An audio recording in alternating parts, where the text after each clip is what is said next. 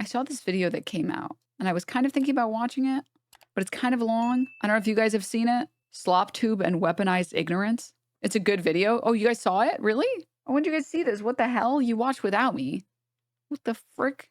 Oh, Hassan watched it? Oh, okay. I didn't see it. I kind of wanted to watch a little bit of this, but I did want to share this with you guys. One sec. There was a New York Times article about Hassan that was something like just talking about how the right aesthetic is correct for trying to correctly rehabilitate a subset of people. And unironically, the whole like looking and presenting like a jock, but being a huge leftist helps the movement a lot. I'm not even joking when I say, like, for example, Kat Abugzala having blonde hair, but being a insanely progressive is it's great marketing. It's great marketing. It's unbelievably good marketing. Because you're trying to lure people in like a siren and tell them, no, it's safe. It's safe to be around me. Because you're trying to undo their the stereotypes that they have about what leftists look like, right? When they think of leftists, it's like, oh my God, septum piercing, blue hair, soy. And then they see someone who doesn't look like that. So like their criticisms fall apart a little bit. And then they're more willing to listen because they're saying, oh, wait, I don't have to be soy to be a leftist.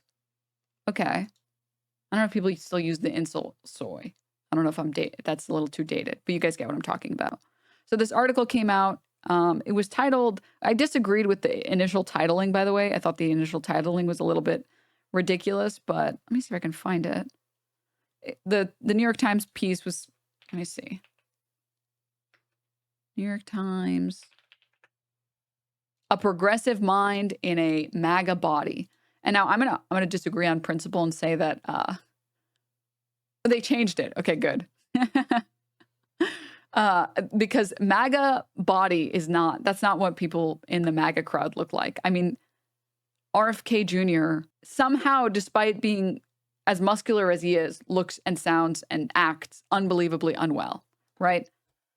You have people like, wait, I want to find it. Wait. There was a really good post. This is how the people who voted for Kamala Harris look, except there's literally images of both Elon Musk looking like this and Trump looking like this.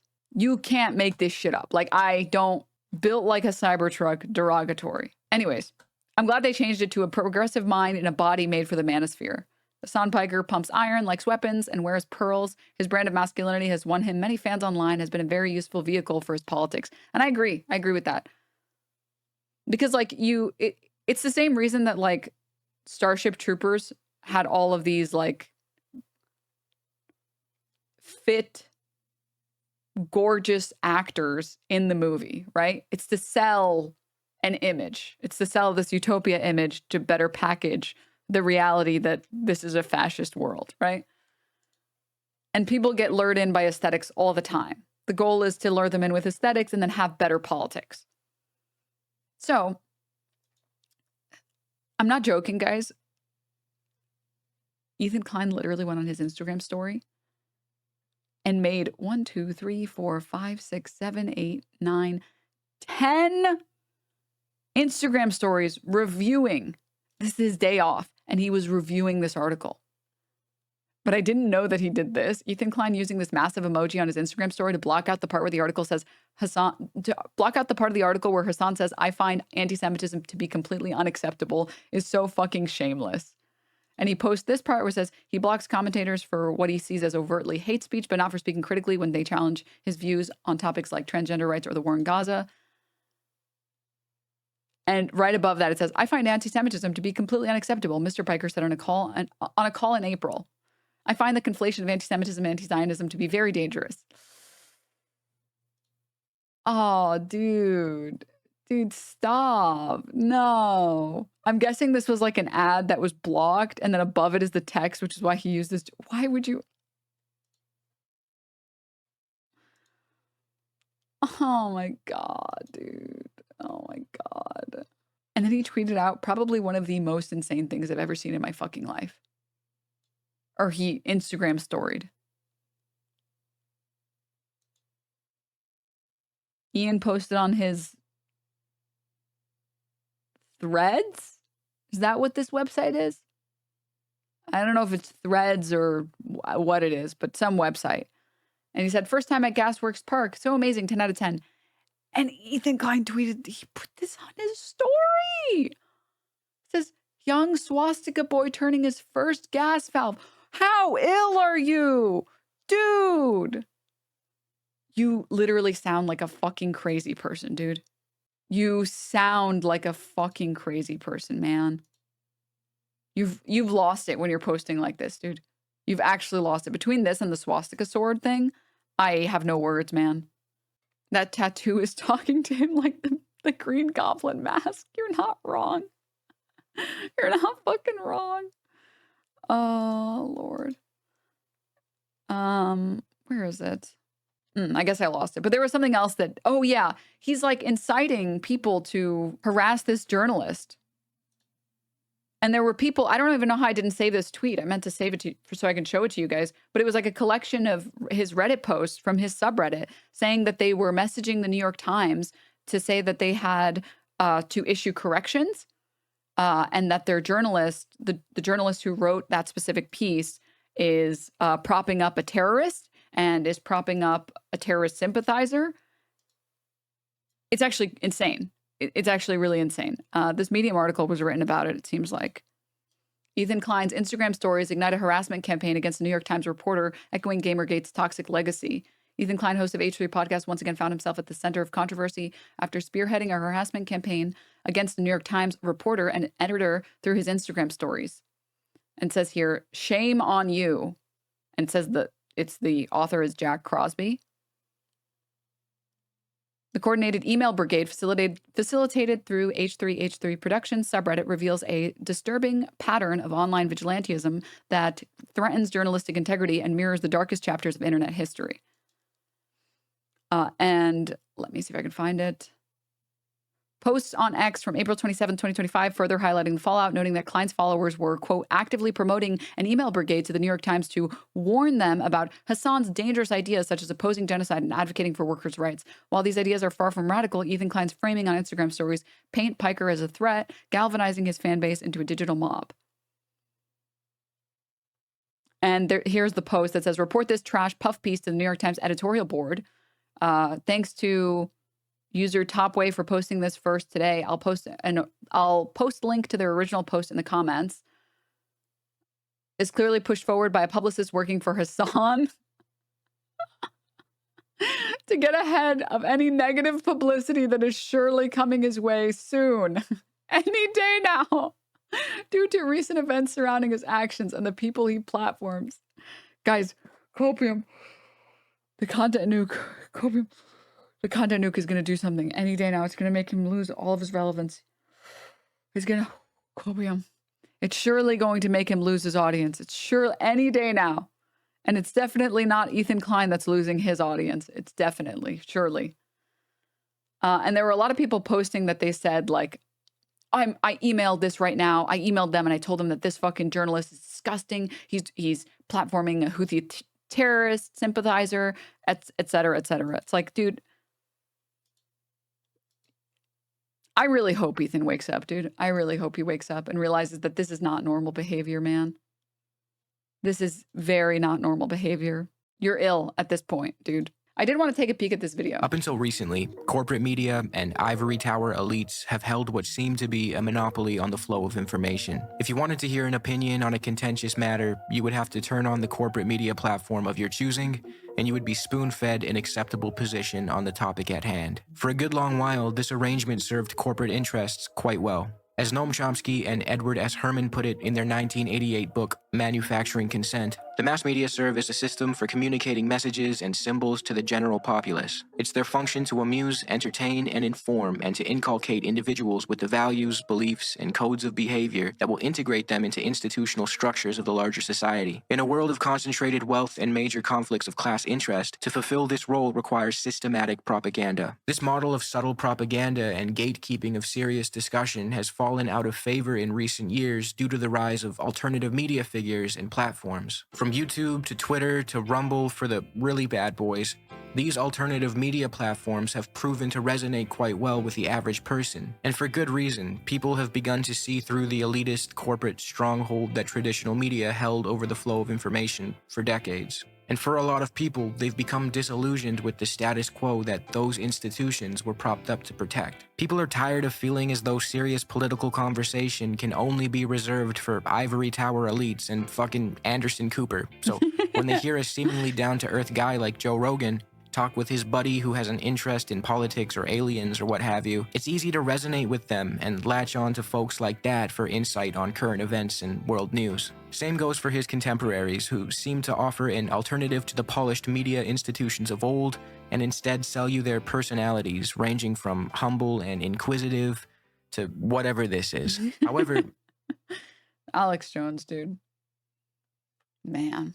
as we've recently seen, these alternative media ecosystems very quickly begin to replicate the undesirable aspects of traditional corporate media. From sketchy funding to audience capture, independent media has proven not to be immune to the shortcomings of its predecessor. But worst of all, these alternative media spheres are a breeding ground for anti-intellectualism. I know that sounds like a really elitist word, but I do think it's important to know what it means and how to spot it in the wild. Anti-intellectualism is hostility to and mistrust of intellect, intellectuals, and intellectualism, commonly expressed as deprecation of education and philosophy and the dismissal of art, literature, history, and science as impractical, politically motivated, and even contemptible human pursuits. Anti-intellectuals may present themselves and be perceived as champions of common folk, populists against political and academic elitism, and tend to see educated people as a status class that dominates political discourse. And I've talked about this exact thing, by the way, on how, I mean, there's probably only 1 billion segments from Tucker Carlson saying that the schools, the colleges are woke and they're going to make you woke and they don't teach you anything. And all they do is try and shit on hard laborers. And it's so absurd because, like, I took baby's first anthropology class. I took baby's first sociology class. And unfortunately, at that point, I had already read like 510,000 word dissertations on Tumblr. I was already too woke. But in my college class, they literally say, or like this professor was literally talking about how class and the perception of class impacts people's perception of you. That he went on this diatribe on like how he's a teacher, which is or a professor, which is a respected role in society. And so even though he makes nothing, he still gets a base level of respect from his family, from his community, from the people around him, from general society, versus someone who runs like someone who's the manager of a Dunkin' Donuts, right? They might be making more. Someone who has a very successful Dunkin' Donuts franchise selling dog water coffee. Let's all be real. It's bad coffee. It is. I swear to God, okay, as an East Coaster, I am legally required by law, to say that their coffee used to be good. And at some point, they just had like a Starbucksification of all of their products where they just started putting sugar and everything. I remember the days where Dunkin' Donuts, I swear to God, it used to just be mostly just coffee. And the coffee was fine. It was still burned, but it was fine. And now every single drink they have is like 100% sugar and like 0% coffee. It's like coffee essence is what they have. Anyways. But yeah, my professor, who's supposed to be making us all woke or whatever, is explicitly talking about how, yeah, this person who runs a fast food chain, who probably makes more than I do, because I make nothing as a professor. I work a couple hours a week. I'm not tenured. I don't make anything teaching. I make barely nothing teaching. And they probably live a better life than me, but they don't have the same class standing that I do, because I work a more respectable job. And our perception about what jobs are respectable and which ones aren't impacts how we treat these people and the type of respect we give these people and what we allow them to do in society, right?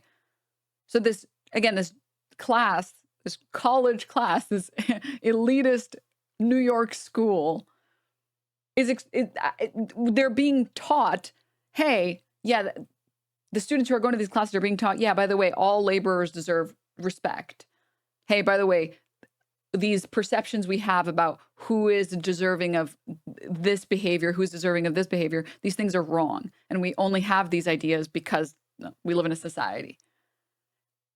So like actual higher education will teach you these things if you don't already know them. And it will teach you to be more class conscious. And it will teach you like, hey, yeah, we live in a society, et cetera, et cetera, et cetera. Because you have to take, in a lot of schools, you have to take some basic social classes. I don't know what the social sciences classes. Like I had to take, you still have to take your math classes. You still have to take your science classes. You still have to take your creative classes, maybe a language class or whatever. And then you get to take whatever your classes are for your majors. The general education stuff, yeah. So we had our general education classes. My sociology class was one of them. And if you didn't already know that and you took this class, you'd be like, oh, wow. Yeah, I guess I hadn't really thought about it. The opposing side, what do? They don't present a fair representation. Tucker Carlson gets on a show and tells you they think you're stupid. They don't fight for you. The left is pushing higher education that makes fun of you as a hard laborer. You're a plumber. Guess what? The left colleges, they teach you that being a plumber is bad and you shouldn't be respected. It's like, what the fuck are you even talking? We're just making shit up. But the right-wing outlets have to push this idea because they have to garner not respect for the position, but support for the position that we should dismiss funding and remove funding from schools, that we should ban books from schools. They want people to hate modern schooling so that they can defund it, so they can make it even worse, so you're more likely to vote for them. Higher education while being detached from the concerns of ordinary people. Sound familiar? This is the entire MO of Alex Jones, Tucker Carlson, and the like. Anti-intellectualism, with its disdain for science, embrace of conspiracy theories, and us versus them mentality. Flat Earth. What I'm telling if you're on a flat Earth, you could travel anywhere. Give me 2 cities. Eddie, you point at 2 cities and you just we've go been there. lied to so much, I get what you question. Is the foundation of reactionary politics and a driving force behind the rise of the far right. I thought Churchill was the chief villain of the Second World War. I don't like them putting chemicals in the water that turn the friggin' frogs gay. But this video is not about Joe Rogan, Alex Jones, or Tucker Carlson. It's actually about a subset of alternative media that I like to refer to as SlopTube. I didn't coin this term, but SlopTube typically refers to content creators, not necessarily just YouTubers, who create run-of-the-mill drama commentary or pop culture content, typically from what they claim to be an apolitical perspective. SlopTube content ranges from covering interpersonal beefs between YouTubers, all the way over to political commentary that's supposed to be somewhat centrist, but often carries water for the right. I don't use the term SlopTube as a pejorative. I actually engage in the slop every now and then. I enjoy myself a bit of slop. I won't lie. There are certain creators in this realm who do a really good job. I also concede the point that left-wing YouTube or BreadTube or whatever it's called is definitely home to some annoying motherfuckers, so you don't need to convince me on that. But the reason I want to look into SlopTubers for this video is because they benefit from a very special type of defense.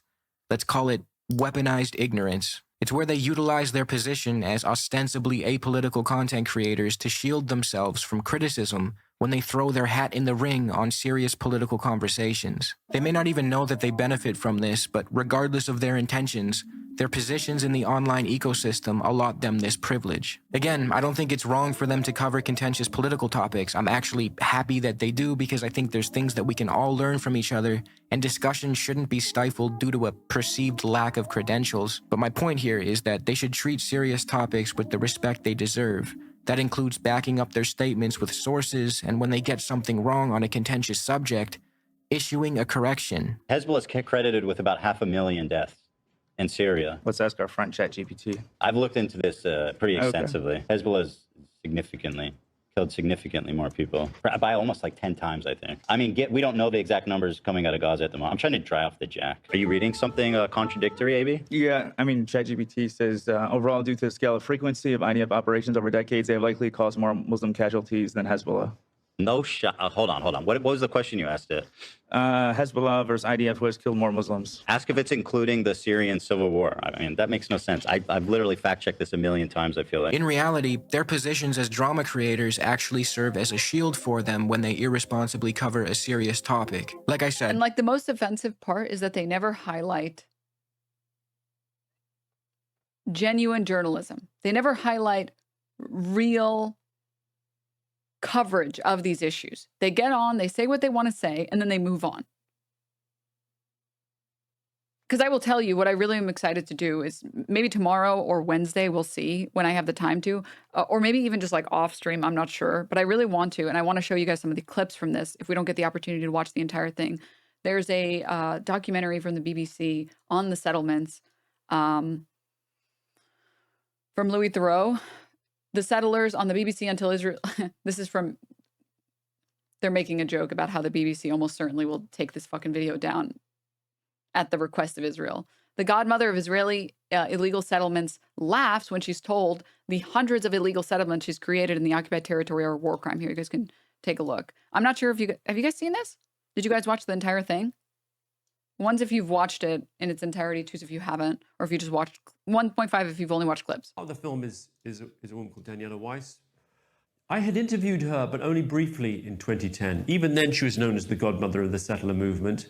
You know, in my work, there's always this balance between attempting to be a little bit of a fly on the wall, right, not intervening, seeing how things are going to unfold, letting people feel they can express themselves unself-consciously, but at the same time challenging them enough to bring out. Sorry that the video is so crunchy. I don't know why it's this bad. The contradictions or the parts of it that I feel don't make sense, and also allowing the viewer to feel safe, like so that it's not a case of uncritically platforming highly divisive or questionable beliefs. I'm curious to know. Which should be the goal of every journalist. I mean, I think Abby Martin does a really good job of this, where she doesn't ask leading questions.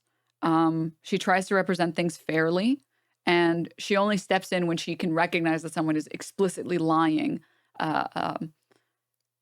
egregiously so. Roughly how many settlements and outposts you've Sorry, they can never make me hate Abby Martin. been, let's say, in some way involved in the establishment? Almost everyone. For real? How many, he asks her, how many settlements have you been involved in the making of? Or like the creation and of? Outposts you've been, let's say, in some way involved in the establishment? Almost everyone. For real? It's 50 years. You know what it means? 50 years that I do what I do today.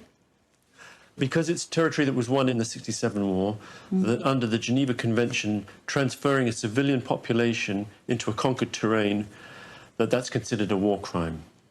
What I do here is a war crime. According to the UN. Cooperating with the person who committed a war crime? Well, I'm interviewing you. It's a light felony. Hey, by the way, settlements are a war crime. The creation of settlements in already occupied territory, that this is a war crime, starts laughing.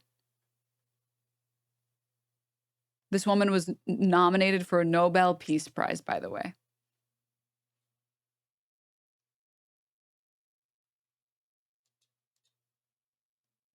And for those of you who haven't seen this documentary, like there's a lot of seemingly really good clips that I want to watch with you guys, or I want to share with you guys. This is like,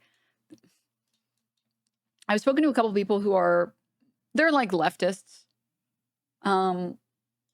They're at the very least they're progressive, right? Like they recognize that the work structure that we have right now is bad. That like employers make way too much money relative to workers. Workers don't like the fact that people have given up on the dream of buying a house.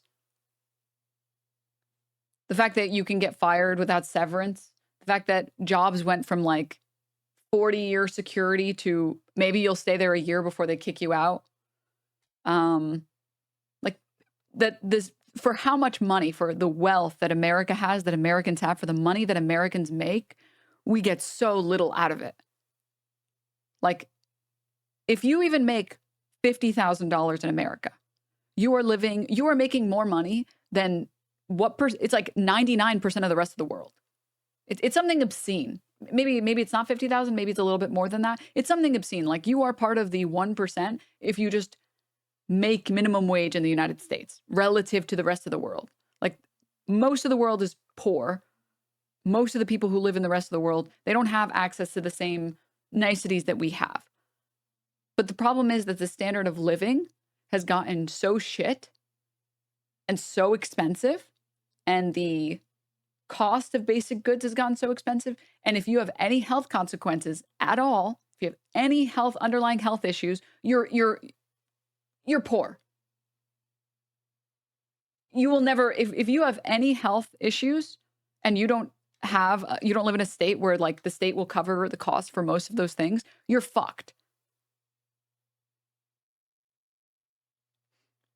Mike from PA covered it on his stream. Apparently, in order to have the same purchasing power that you had in 1980, for $30,000, you currently have to make $162,000 a year.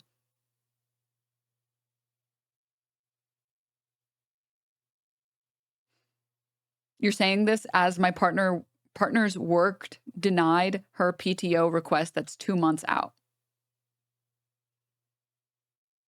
And it's like, even if you have a nest egg, like you have your 401k, forget about 401k because the stocks are totally fucked. Let's say you just have money sitting in a high yield savings account. You have one medical emergency and all of it's gone. You could have spent like 5 years building that up. You have one medical emergency, it's gone, even with insurance.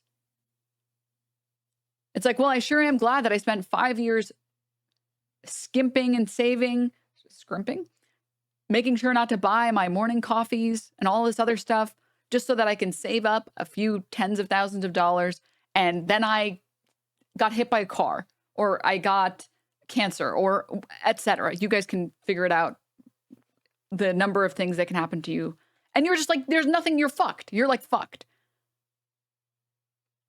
We saved up for years and my husband got cancer and all those savings went away. And it's like, in what world do you not spend that money to save yourself? There's no universe where you're like, well, I'm not going to spend this money to make sure my wife doesn't die of cancer.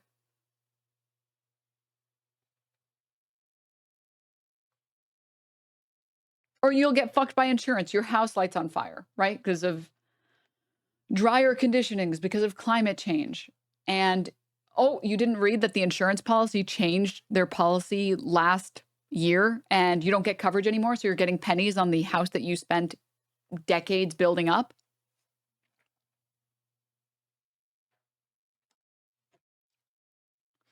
My mom told me yesterday she saved up enough in her life savings or life insurance just so her kids could get $30 a month after she dies. The U.S. is a fucking joke of a nation. You work so hard for so many years, working a job you don't like.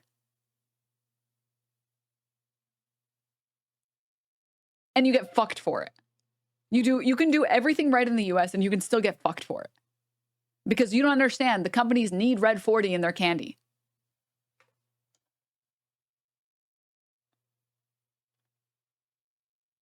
Not to mention many forms of assistance are limited by the amount of savings you have. Nest egg, get fucked. Yeah.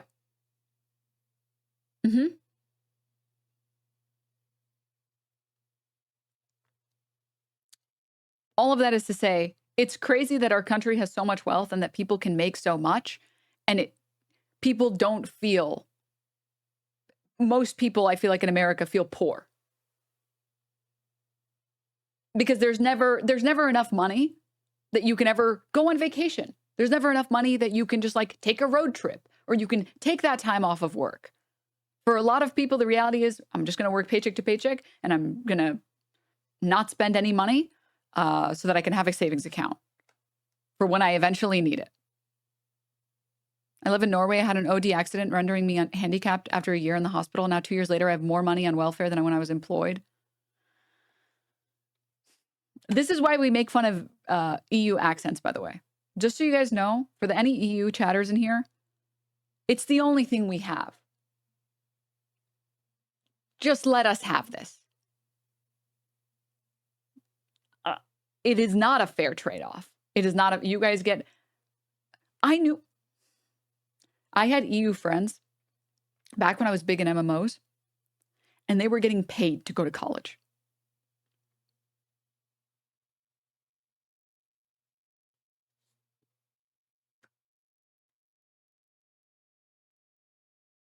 We're allowed to make fun of your accents a little bit, okay?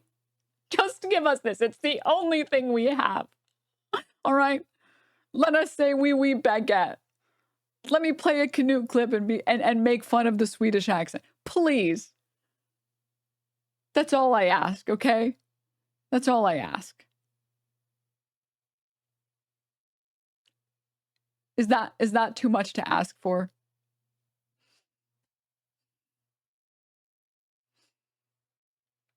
Anywho, they think they're superior and yet don't have AC. Just let us have our couple jokes, okay? I know it's because of global warming. I know that's why you guys don't have ACs, because the countries aren't supposed to get that hot. I'm aware. Please. Anywho, all right. Why did I fucking get on this topic? Spend 2 seconds not thinking about the video on hand, and suddenly I go woke. All right. I had a reason, but anyways.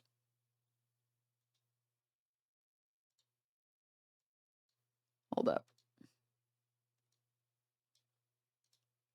What was the reason? Why did I bring that up? This is going to bother me. Wait, maybe if I scroll up in chat.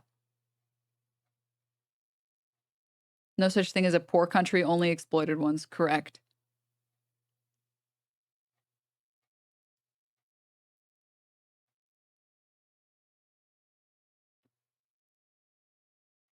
I don't even, I don't remember.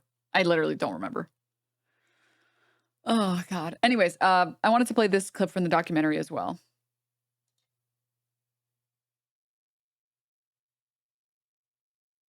Oh, I remember now. Thank you, Chatter. Thank you. Nader Meister, thank you. Yeah, so like I have friends who understand this reality, just like many of you might have friends who understand this reality, that like American workers are totally getting fucked.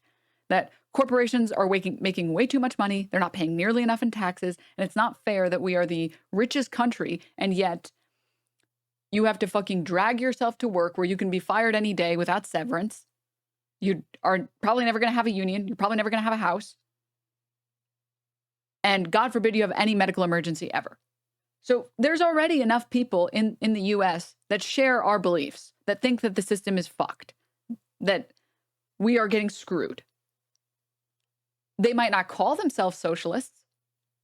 They might not call themselves leftists or progressives or liberals or whatever, but they agree with us on the basic facts. And there's a lot of people that agree with the basic facts, that it's not fair how Americans get treated for how much work they put in, that you can dedicate yourself to a job for years, clock in your 40 or more hours every week and still get fucked. And so I have friends like this. And what ended up convincing them about Palestine was showing them stuff like this. That I had friends who were like, again, they're progressive people. And they would probably call themselves leftists, but they aren't super informed on every single topic. And they're like, this is back over a year ago. And I was like, no, dude, Israel is like conducting a genocide. And they're like, are you sure that they're not like doing everything that they can to avoid civilian deaths? Because civilian deaths are going to happen in warfare. And I was like, dude, you need to look at the shit in the West Bank. You cannot look at the shit in the West Bank and tell me that it's unintentional suffering, that the suffering isn't the point. And I showed them some Abby Martin videos and some of her documentaries, and I showed them how settlers and how Israelis treat Palestinians. And they were like, oh, it's fucked. This is the West Bank where there's no Hamas? There's no Hamas governing body? Mm-hmm. This isn't Gaza. Mm-hmm. And the people in these surrounding settlement areas, they're not like, there's no proof of like terrorist activity. Mm-hmm. And that's what radicalized them into, oh, did you not hear the words that I said, Chatter? Hamas is 100% of the West Bank, self-admitted. I said no governing body that is Hamas.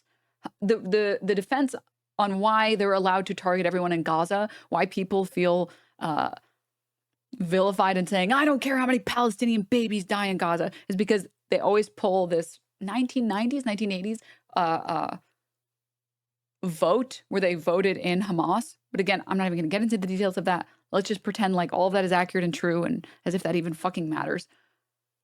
Hamas does not govern the West Bank, which is what I said. I know you heard Hamas and you were getting excited and you wanted to type, but I said Hamas doesn't govern, 2006, excuse me. Hamas doesn't govern the West Bank. All right. So this is the shit that radicalized people that I know. Wait. ID, please. For what reason? It's the police. מה האזרחות שלך? את פלסטינאי? Yes. And he asks him, "Are you a Palestinian?" אז אתה רואה שם? Goodbye. That one. כן. You see that line? You don't cross. But I know that I'm allowed to be here until here. Say, you are not allowed. But I know I'm allowed to be here, and the IDF member says, "I'm saying you're not allowed. Go over there." Why can't he be with us? Because there are limits for Palestinians, so he can't. If he lives here, he can reach. But here, no. Give me your ID, please. How come Palestinians can't come down here? It's not work like that. Which camera? We're not talking to you. For mobile listeners or audio listeners, I know the audio was a little crunchy there. The documentary, the guy making the documentary, he says, well, why can't the Palestinians come here? What is that arbitrary line in the ground? And the IDF member says, it doesn't work like that. And the other IDF member says, with the camera, we're not talking to you. And for people who aren't looking at the footage, it's literally just a random line in the ground, like it's a crosswalk that the guy points at and says, go over there. You're a filmmaker from like the UK or the US? Yeah, you're allowed to go wherever you want. You're a Palestinian.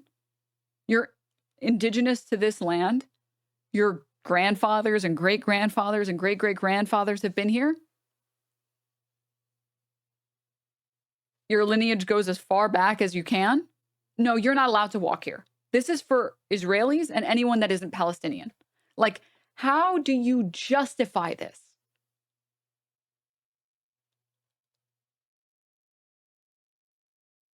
How do you justify sectioning off random territory and saying, no, you can't? How is this supposed to be different from like Jim Crow era policy?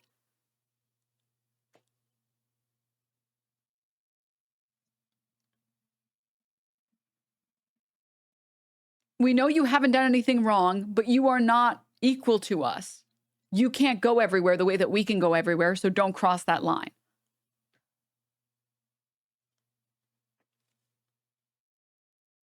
And that's why I try and highlight, again, videos like these, documentaries like these, because in my experience, the thing that's been able to get people to understand the apartheid and the genocide in Gaza has been showing them footage of the West Bank. Because Israel has been so successful in propagandizing that Gaza is a terrorist city and we have to wipe it all out. And it's always been a shithole and we have to fucking destroy it.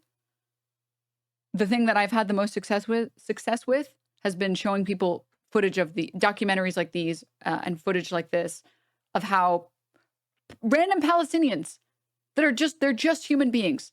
They're just people who live there, who've lived there their whole lives, get treated like this.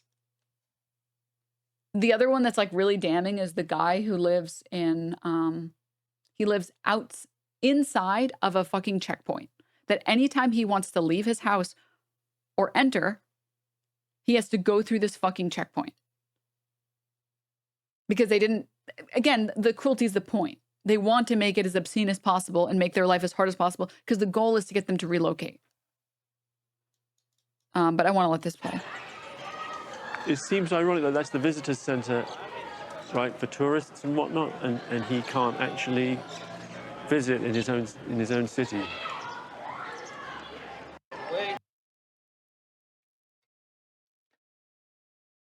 The Settlers is also a good documentary. Yeah. Anything by Abby Martin. Also, she's made a lot of amazing documentaries on it. This is another clip from that documentary, by the way.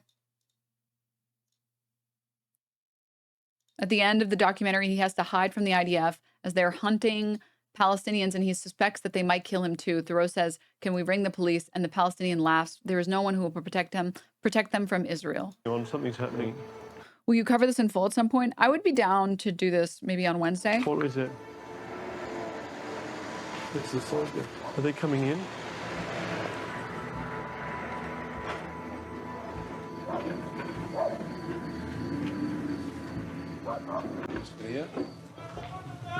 They are screaming to us. And there now, the lasers, the guns. That's the laser on the rifles. תקשורת זרה? It's happening almost every day. What do we do? Just stay in here? Yeah, we are inside. Matan, what do you think? But not safe at the moment. There's obviously multiple guns pointing at us. Yeah, let's wait. What can we do? Can we call the police? Which police? I mean, they are one regime.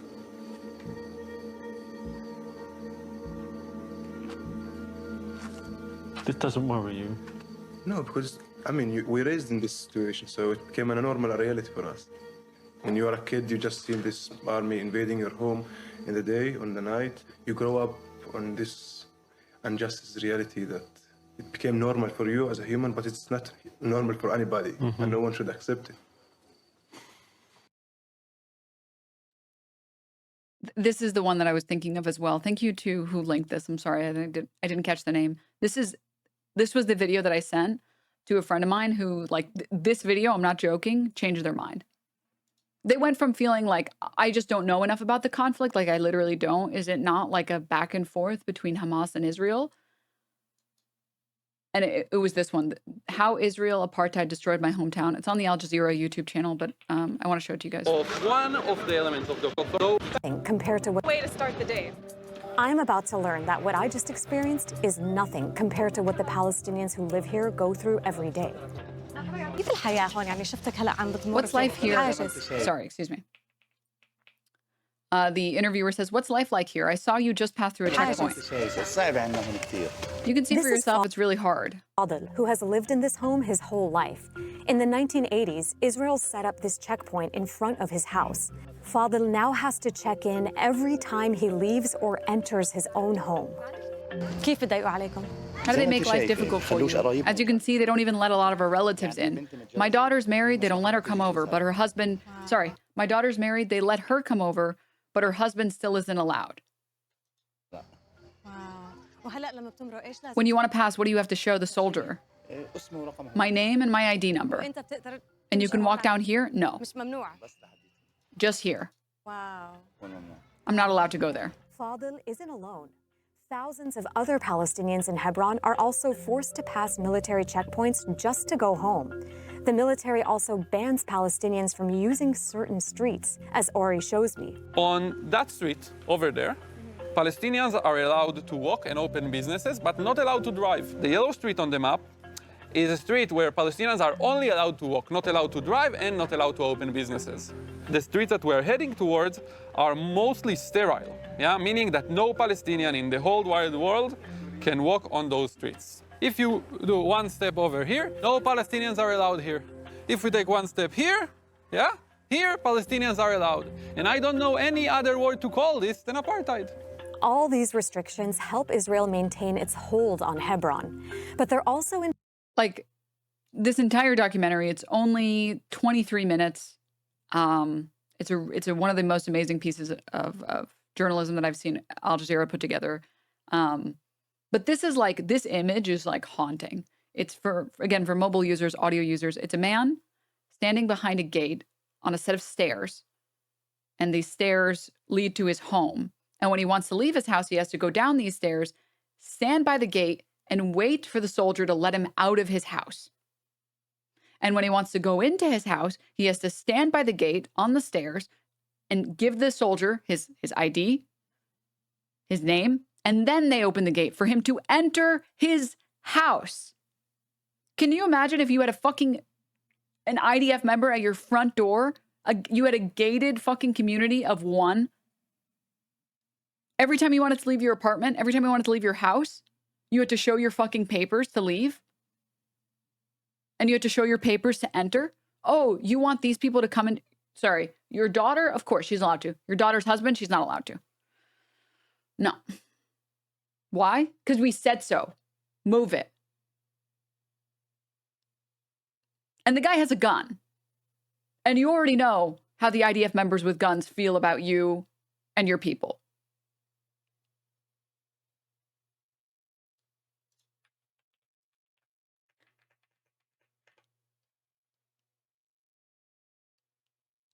This is, and despite how bad this is, it is 100 times worse in Gaza. Being forced to show your papers. Why does that sound familiar?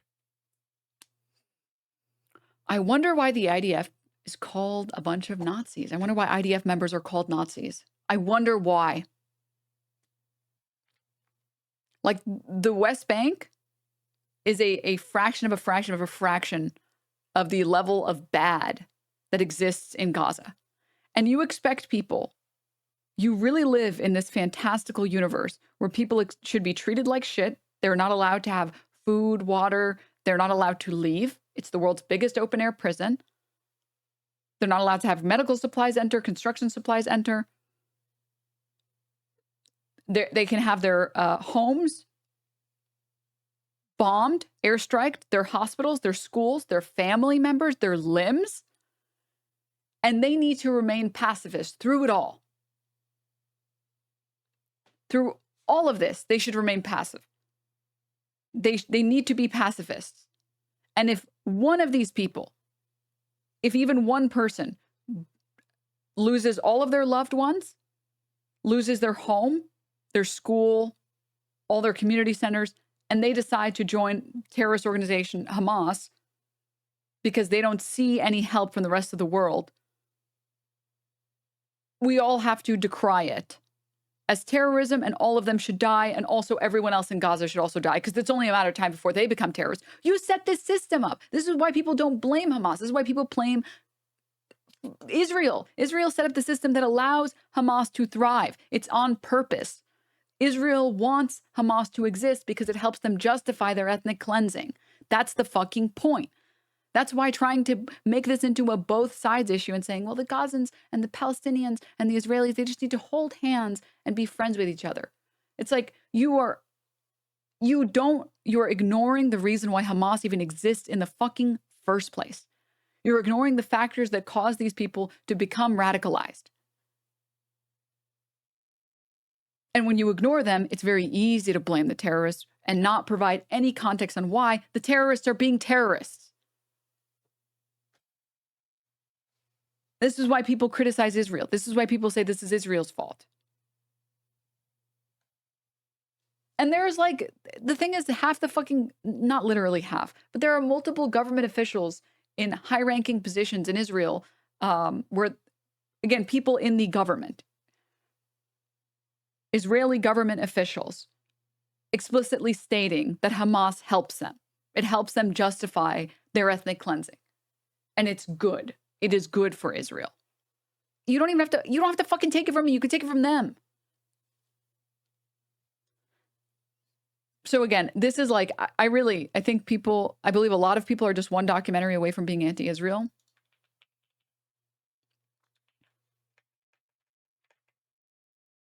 I am against Israel as it exists right now as an ethno-state. And I think most people are for an Israel that, isn't a fucking ethno-state. For an Israel where Palestinians will be treated as fairly as Israelis are treated. No one has a problem. The only people that have a problem with Israel existing as a state are Nazis. No one has a problem with Israel existing as a state, that there is a place that Jewish people can call home. People have an issue with the fact that you're doing it through settlements. You're doing it through encouraging terrorist organizations, through creating the world's biggest open air prison. Like,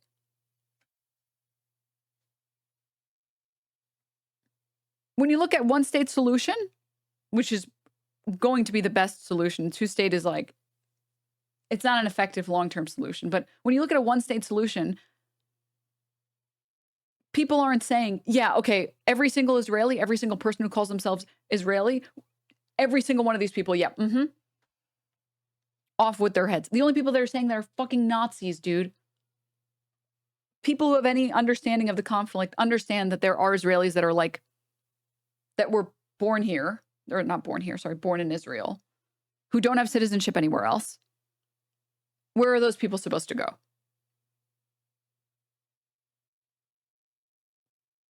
Now, if you ask me, if you're from fucking Brooklyn, I think we should kick you out.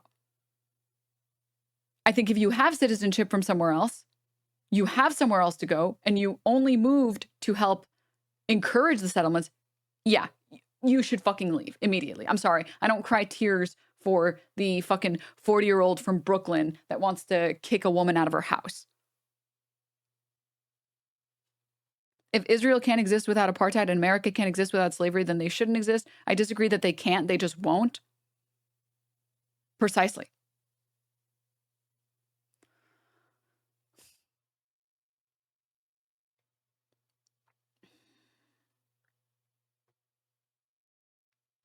Anyways, yeah, I'm sorry to get into a bit of a, sorry, as you can see, I'm very passionate about this subject because it's insane to me that, and this is the craziest part,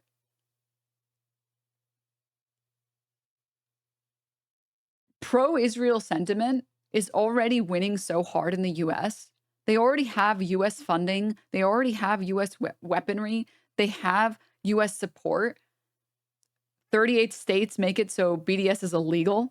Boycotting, you can't boycott Israel. Like, you're already winning so hard. And that's not enough. We also have to silence any dissenting opinions about Palestine. We have to make sure we deport all those people too. You're not winning enough with the Iron Dome. You're not winning enough with the billions of dollars. You're not winning enough with all the weapons that we send. You're not winning enough with every single fucking sitting president saying Israel's our greatest ally.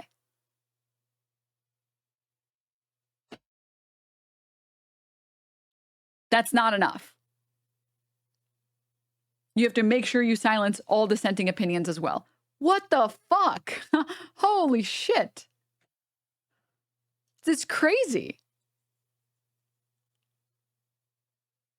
But like, the thing is, the one bit of good news on this topic is that because genocidal apartheid fascist states can only exist through violence, they won't last forever. People's will to live free is just too strong. And because your society is built on persistent violence, and you have to win every time,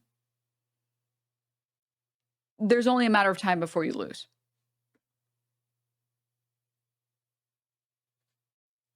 It's just the reality. Like, it's just the apartheid state that discriminates against Palestinians.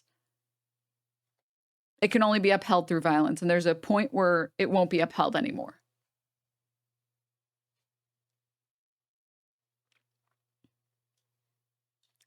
Breaking report, Biden officials admit that they never pressured Israel for ceasefire as Israeli leaders boast of playing Washington. I mean, I feel like you have to be a fucking idiot to think that, like, Israel was getting pressured to do a ceasefire. Israel was getting pressured to not fucking kill tens of thousands of people every week. That's what they were getting pressured for. I promise you the calls between Jake Sullivan, if fucking Biden was even awake enough to be in any of these calls, and what's his name? The fucking ghoulish piece of shit that did like 500 visits in Israel.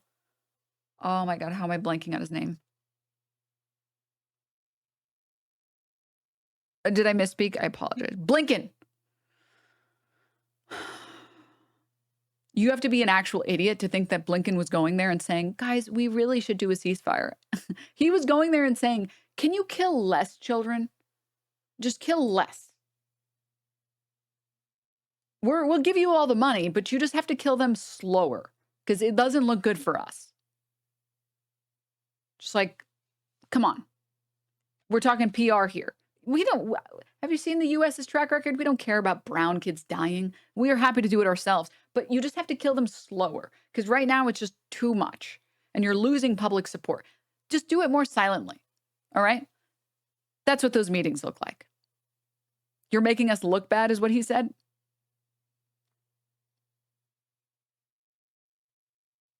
Yes. Those meetings, the only thing that happened in those meetings were claims about PR and saying it's just harder for us to give you funding when you genocide so many people. When you kill like this many people, it's really hard for us to give you money. All right, we're still going to do it, but could you do it? Could you please do that? Please. Thank you. The optics are, we don't care about the genocide. It's about the optics. Okay. All right. Perfect. America's the country of advertising. Did you see this interaction from the Settlers documentary? Oh my God. Like, this is what I'm talking about when I say like these settlers should have no place in Israel. Hello, how you doing? What's up? Hey, how are you doing? I'm doing excellent. American? What do I look, Chinese? Yeah, from Brooklyn? You bet. Let me just pull over to the side. Okay.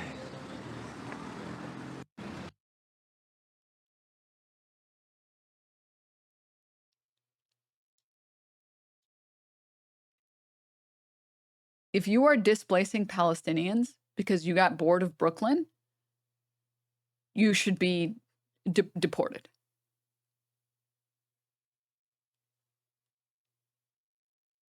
You should be deported. Like, I'm sorry. How, in what world is it conscionable to like know that you are actively engaging in the displacement of indigenous people, of Palestinians, of people who, that's their fucking home.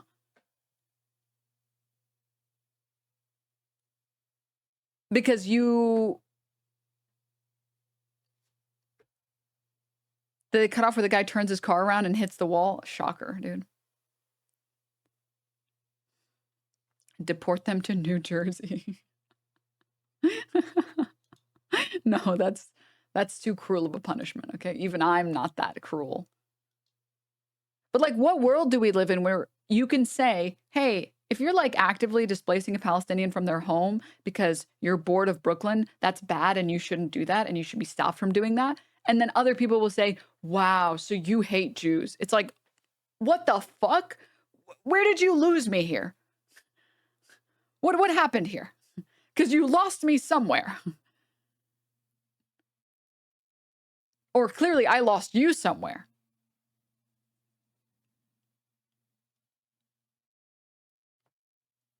Hamas, yeah. But like I said, that's why I try and like, circling all the way back to this SlopTuber video. I use the slop as a way to talk about the more difficult issues. Hassan talks about it as well, but like Mike talks about it. Every leftist understands that, and even Noah Samson, he's talked about it.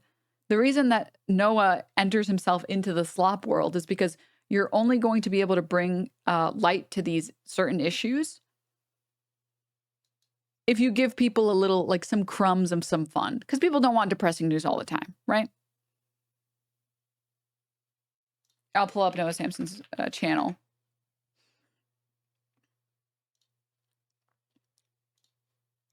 But like you can see, Noah's made so many videos talking about Palestine, trying to give more attention to Palestine.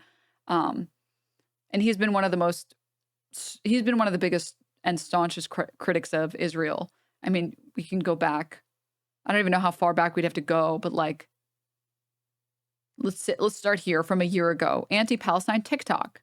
And then we have a capitalism video, anti-woke TikTok, Israel's assassination factor. And you can check like, I'll keep going. Genocide denial streamers is here from a year ago where he criticizes Destiny, and then Israel's starvation massacres. You can see like the difference in viewership here on these videos where like when he talks about and he debunks some of the shit that like Sex Pest and he says 800,000 viewers, right? Or views. When he talks about Israel's starvation massacres, 200,000 views, right? Like you talk about the slop to highlight all the things that are wrong and then spend time trying to cover the things that are right and trying to give attention to real journalists like Abby Martin, like Louis Theroux. Or would it be Lewis? I don't know how British people pronounce Lewis or Louis or whatever, but you guys get the idea.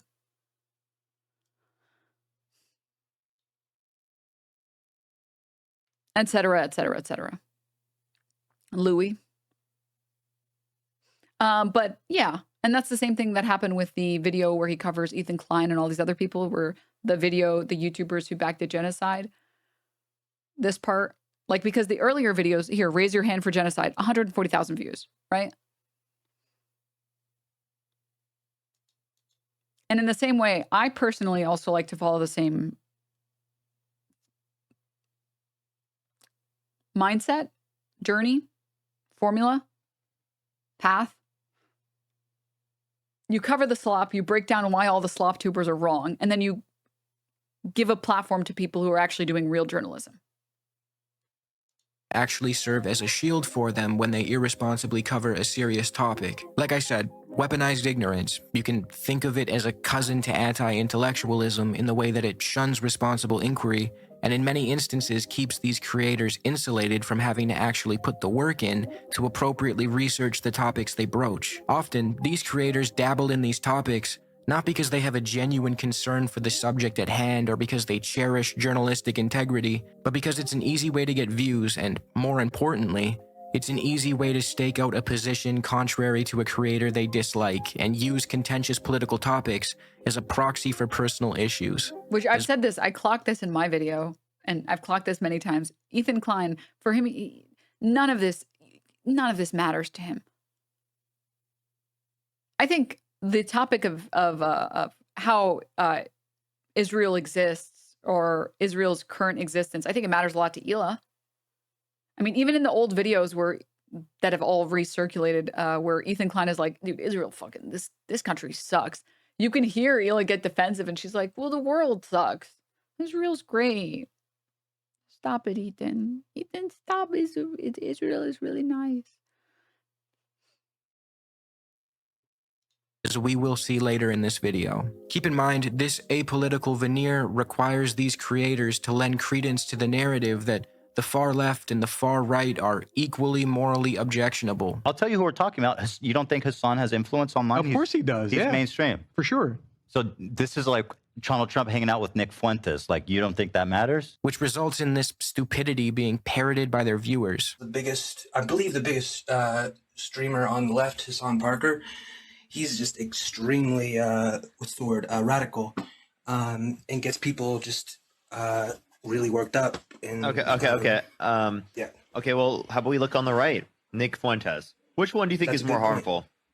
Honestly, between them, Hassan Parker, he literally plays Hassan Parker? What? You don't even know his last name. I'm so sorry, but saying that like Hassan produces worse outcomes for society than a neo-Nazi that loves Hitler and gets like 40,000 viewers is absolutely radical. In their chase for clicks and relevance, their audience is left with a hodgepodge of half-baked ideas and little nuance about the topics their favorite creator just introduced them to. So, in a bit of an ironic twist, I'm going to cover some SlopTubers to highlight examples of this behavior, which I guess makes me the SlopTuber this time. No!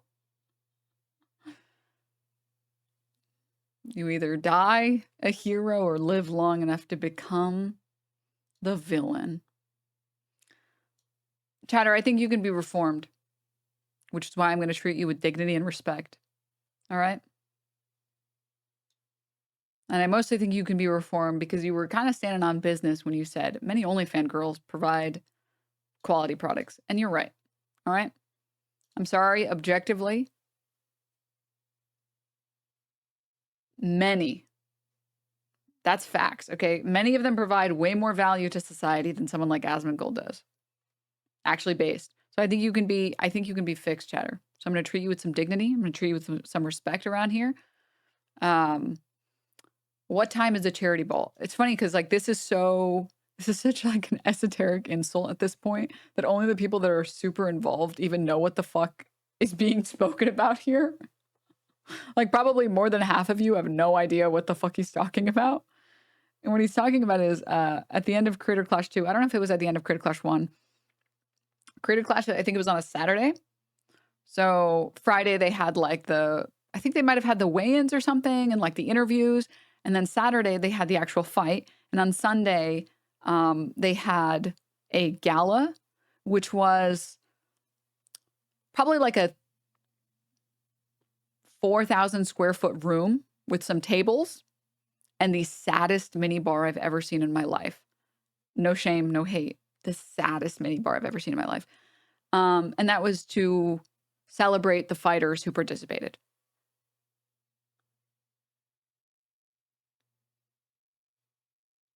That was it. As someone who was there, I can tell you, no ball pit. There was some music. I think one of the, a musician creator, music creator went up and sang some songs for us. No one, I don't believe they even hired people specifically, like large musicians to play any music or anything. It's not like there was a fucking giant opera playing or anything. And again, it was to celebrate the fighters who participated. That was the purpose of it. It was, thank you guys for participating. This was an amazing weekend. I hope you guys, enjoyed your time and had fun. Just a way to close out the event so that the fighters don't just like, oh, we fought. Okay, well, time to go home. The event's over. Let's go. That's it. That was the full event.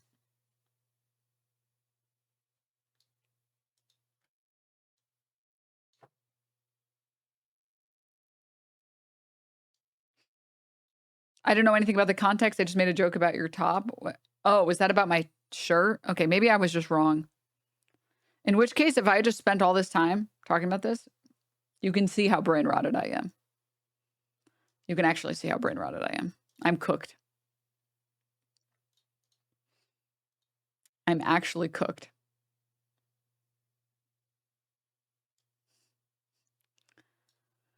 Charity money well spent. W. Ethan. I meant Ian. I literally, the worst part is I genuinely have, this is a pro Ethan account. Yeah.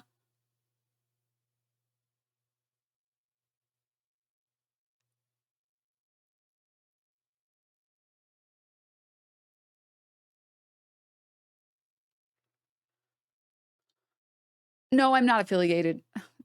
Do you know what pro means, chatter?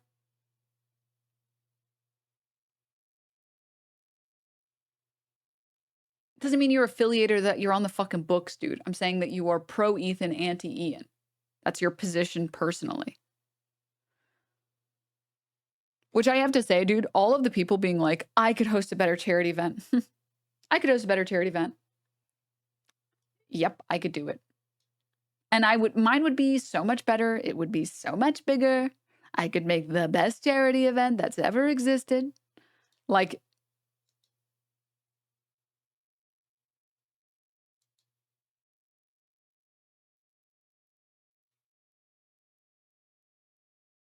unrelated, the color looks good on you. Thanks. Sorry. The main creators I want to focus on in this video are the live streamer Asmongold, Mudahar from the YouTube channel Some Ordinary Gamers, and the very well-known YouTuber and podcaster Ethan Klein of H3H3 Productions. These three people are in no way the only creators who exhibit this behavior, but they will serve as great examples of what I'm talking about. The reason I want to focus specifically on them is because their stories are somewhat intertwined, and they have all at some point in the past year and a bit made content that broaches the very serious geopolitical topic that is the Israeli-Palestinian conflict. So before we start, I need to fill you in on some context and explain how we got here. Back in 2021, subject of this video, Ethan Klein, was one half of a political podcast called Leftovers. His co-host was the left-wing commentator Hassan Piker. Now, their podcast was, in my opinion, very enjoyable. It benefited greatly from the dynamic between the two. Ethan came across as the well-intentioned, slightly left-leaning funny guy, and Hassan assumed the role of the more seasoned political commentator. The podcast came to an end in late 2023, largely due to the October 7th attack in Israel.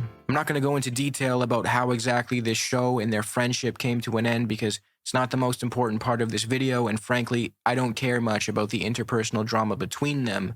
But in a nutshell, Ethan lived in Israel for a bit, and his wife, Ela, served in the IDF, while Hassan is a vocal advocate for the Palestinian plight. After October 7th, 2023, Ethan began making statements that many interpreted as tacit defenses of Israel, sparking backlash from his progressive fan base. He compared the organization Jewish Voice for Peace to capos. The reason why I brought up Jewish Voice for Peace and other groups using this as well, like Jews themselves in America using this anti-Zionist slogan, indicates that this slogan isn't one that is about the evisceration of Jews. If that was the case, then they wouldn't use it.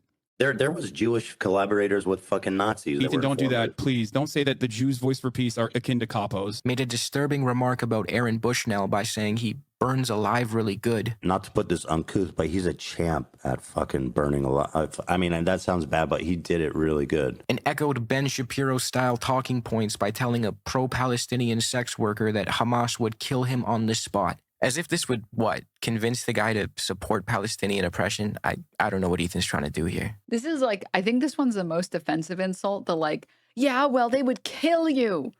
Hamas would kill you for being gay. They would kill you for being trans. They would kill you for having boobs. Do you know that they would kill you? It's like, what the fuck is this non sequitur? Do you think that whether or not I think people should be genocided hinges on how progressive that country is?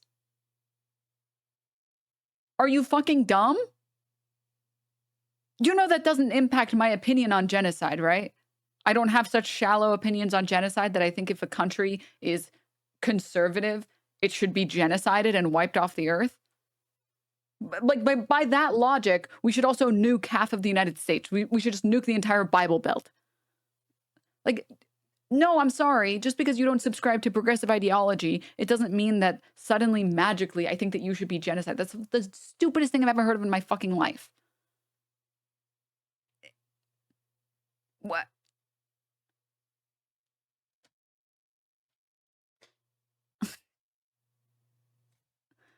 Also, in terms of like holding people in a country accountable for conservative ideology, I'm gonna hold countries like the United States at a much higher standard than Gaza. I'm sorry, Gazans have to currently worry about whether or not they will have anesthesia for amputations of limbs. And you expect me to be like, I can't believe you don't like gay people. They have more important shit to be spending all of their effort on. People in the US being like homophobic. Grow up, dude.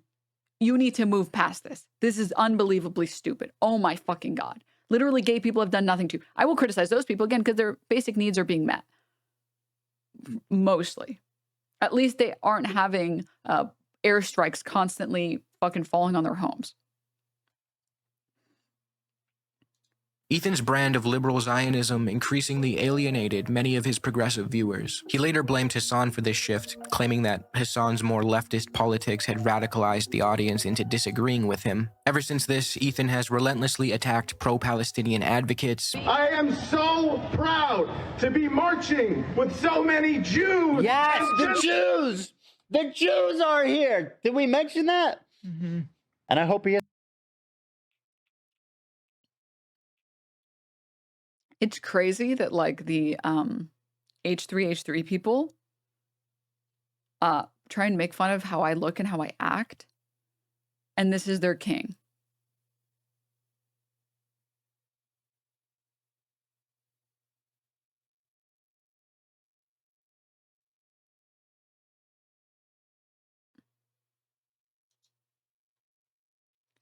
And anytime you try and bring this up and anytime you try and criticize Ethan Klein for becoming more and more fucking insane, they're always like, excuse you, you're being ableist. Except if you pull up any podcast episode pre-Leftovers and you compare it with how he acts now and how, like, the sentences that come out of his mouth.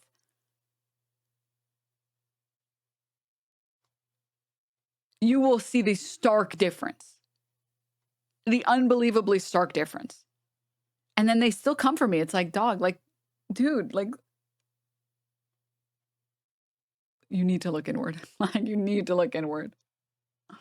And I hope he is fired. Socialists, Marxists. Karl Marx, I got a fucking lot to say about that dipshit. Mao was a dumb bitch. What the fuck did he do? Actually, he did a lot. He helped China a lot, but at what cost?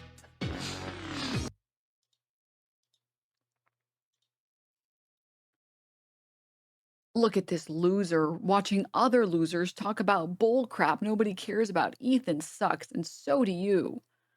Talk about insufferable.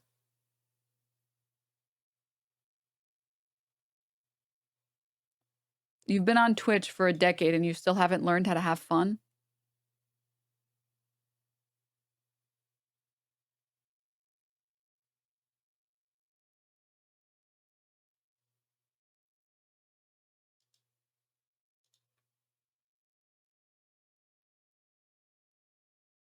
I think we all know who the loser is. Okay?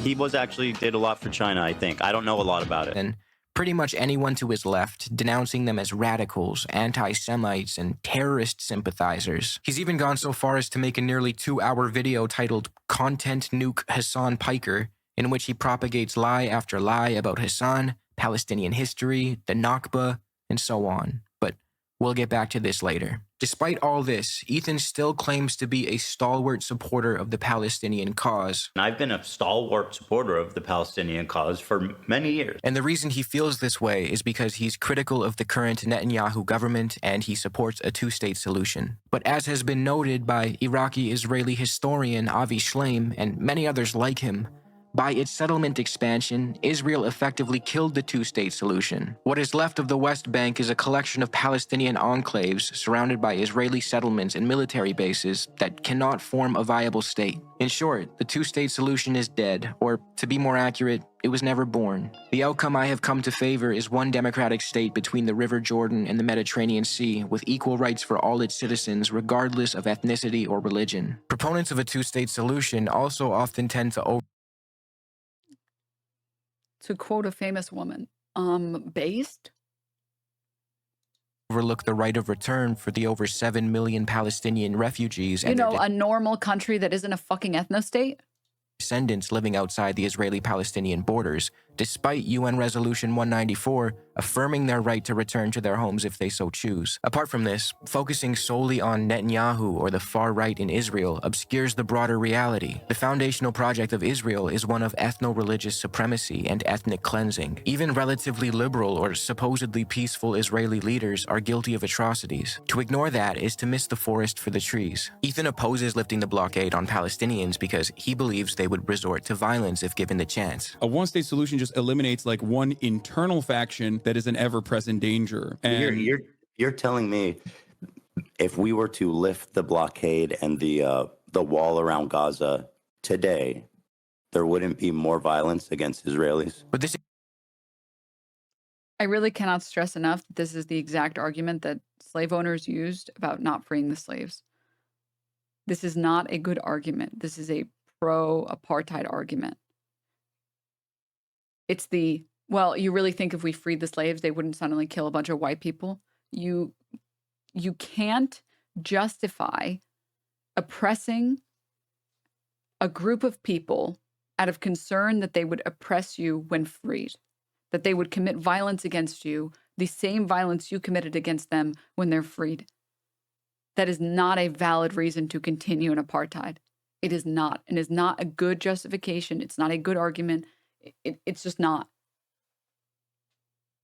This ignores a crucial reality. Palestinians have endured brutal oppression. That oppression needs to end.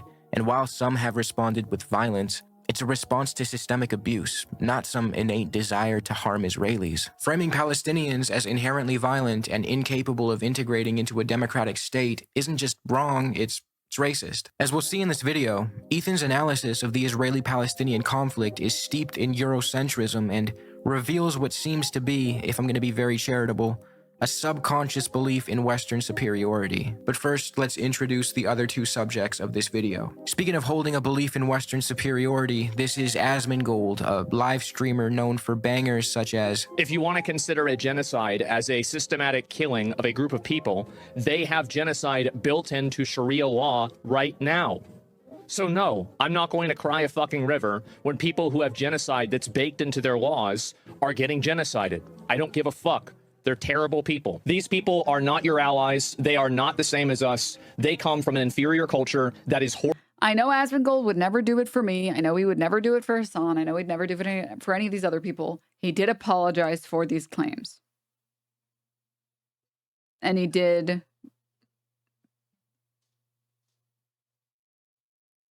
retract these claims. Again, I know that, like, he would not necessarily extend the same charitability, but horrible. It kills people for their identity, and it is directly antithetical to everything Western values stand for, and it is an inferior culture in all ways. Yikes. Asmongold's house looks like this, by the way. I'll just leave that on the... And then other people will look at this and be like, adham? Adham. I just learned what adham means yesterday. Adham. It's not an adham if you're talking about inferior cultures, and then your culture is living in a shithole because you want to. That you have enough money to pay for maids, like XQC does. You have millions of dollars, and you are still choosing to live in a mold-infested, roach-infested home, where more than half your desk space is old soda cans and old food that is literally going moldy. You cannot criticize other people's fucking culture when you live like this, dude.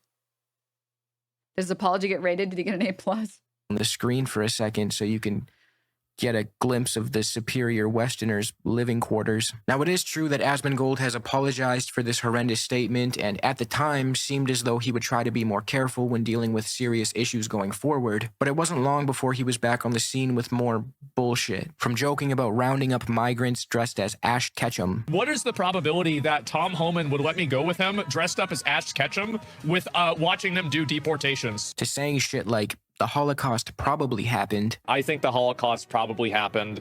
I think probably 99% certainty it happened. To engaging in revisionist history by way of arguing that the Nazis didn't burn books to stifle what they believed to be degeneracy, but rather because those books were, quote, written in Jewish. The Nazis burned books on gender sciences. And they weren't. And people have tried to correct this and be like, I've had Asmongold fans come in and they're like, okay, they weren't written in Jewish. He was obviously talking about whatever they write in. It's not important. But that's obviously what he meant. We know Jewish is in the language. That's not the criticism people have, you fucking moron. It was written in German. It wasn't written in another language. What the hell is wrong with you? It wasn't written in Jewish or Yiddish or whatever fucking other language. It was written in German. It doesn't matter what he was meaning to say. He was still wrong with what he was meaning to say.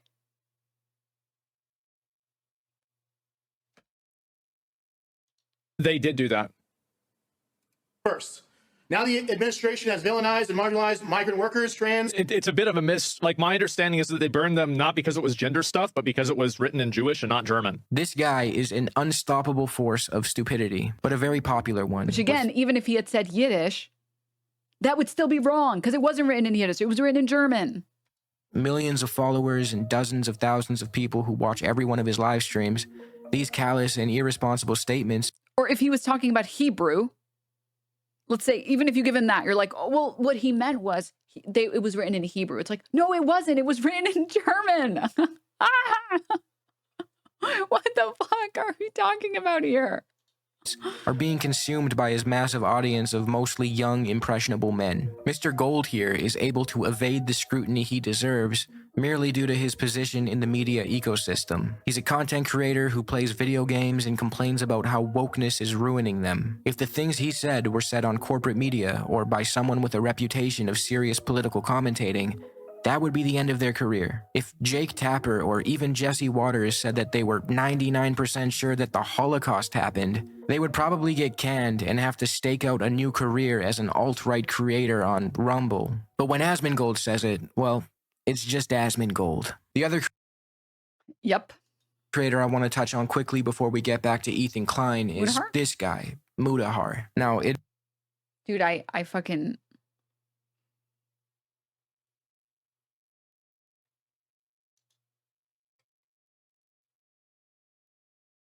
Admittedly, Mudahar is not as bad as Asmongold or even Ethan, but he too displays a degree of what seems to be a subconscious belief in Western superiority when he chooses to dabble in political commentary. Remember what I said about I think the reason I dislike Mudahar is because it reminds me of the apathy and the general anti-intellectualism that exists in most normies.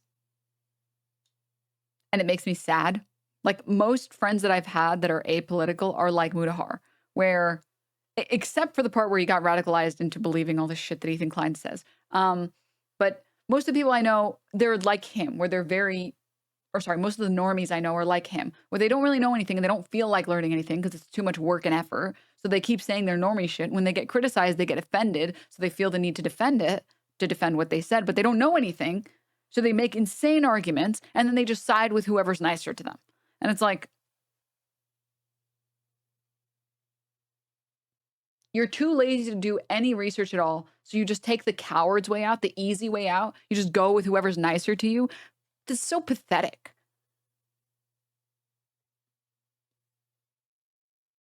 People who don't know much about anything, and then when you try and tell them, they just get really mad at you. It's just, ugh. It's just, I personally, I've just never... I'm a very opinionated person. I like opinionated people. I do. But he doesn't even have opinions. His opinions are, well, all the Israelis and the Palestinians should hold hands and be friends. And that's, I know it's corny, but that's what I want. It's like, I would prefer if you were just Ethan Klein and just playing defense for Israel and saying, like, Israel's amazing, it's beautiful, we're going to take our kids, you're going to see, it's wonderful, it's not like anything you've ever heard before. I'd prefer at least you'd be passionate in the other direction than whatever this is. Ugh. How these guys approach these sensitive topics in a centrist, ostensibly apolitical way, purely for the sake of creating more drama slop content that ultimately ends up holding water for the right. Well, here's an example of Mudahar doing just that. In October of 2024, Mudahar posted a video called "Twitch is a Disgustingly Evil Platform," in which he attacked left-wing creators and broached the topic of the Israeli-Palestinian conflict. At the time, Twitch was being accused of being anti-Semitic. These are claims that I believe to be baseless. Twitch was just highlighting pro-Palestinian voices and creators, some of which were Jewish themselves, and this anti-Twitch hate campaign was largely fueled by this stalwart supporter of the Palestinian cause, Ethan Klein. In Mudahar's video on the topic, he starts it out by saying, "Now, this is in regards to serious world-shattering events that, again, I'm not an expert in, so I'm going to kind of tread lightly in this situation." He acknowledges that he will be broaching serious subject matter that he is ill-equipped to deal with, which is fine and can be done responsibly, but, again, his position as a drama tuber, whether he's aware of it or not, insulates him from even having to try to cover things in a nuanced and responsible way. I mean, the video starts off with Mudahar minimizing Asmongold's genocidal statements, and then he immediately shifts to relentlessly attacking pro-Palestinian advocates. If you're gonna make a video adjacent to the genocide in Gaza, could you at least emphasize the severity and... Yeah. Oh, welcome, Raiders. Hi. Hi, Raiders. I don't know why I didn't play an alert. What the hell? Hi, Raiders. Thank you for the raid majority report. Thank you guys. Welcome. We were talking about this video, SlopTube and Weaponized Ignorance, how careless coverage hurts. And it's related to the conversation with multiple YouTubers. Multiple YouTubers and streamers that talk about Palestine and talk about Gaza and talk about Israel, but they aren't actually willing to sit down and read any of this stuff or have any scholars on their broadcasts ever, and they just have the opinions they have that they want to have and do nothing else. And it's just sad. It's just sad and it's pathetic. I actually have more respect for the people who say nothing at all than the people who step in just to show that they can't say anything and then take the side of whoever's nicer to them. wrongdoings of the state of Israel as it exterminates dozens of thousands of innocent people? At least throw up a fucking headline or something. It's true that he pays a little lip service to what's happening in Palestine toward the end of his video. I'm not somebody that is afraid to say that genocide is wrong. I think that there is an actual case of, genocide, and there's an actual case of attack that goes towards the Palestinian So people. I think there's brave. very serious situations that go around the world. But that's only after he A, spends the first leg of the video doing apologia for and minimizing Asmongold's statements, as we will get into soon. B, spends the rest of it attacking the creators who are actually trying to bring attention to the genocide in Gaza, a genocide our Western governments are complicit in, by the way. And Which seemingly from breaking reports, the Biden administration never once tried to push Benjamin Netanyahu into a ceasefire agreement.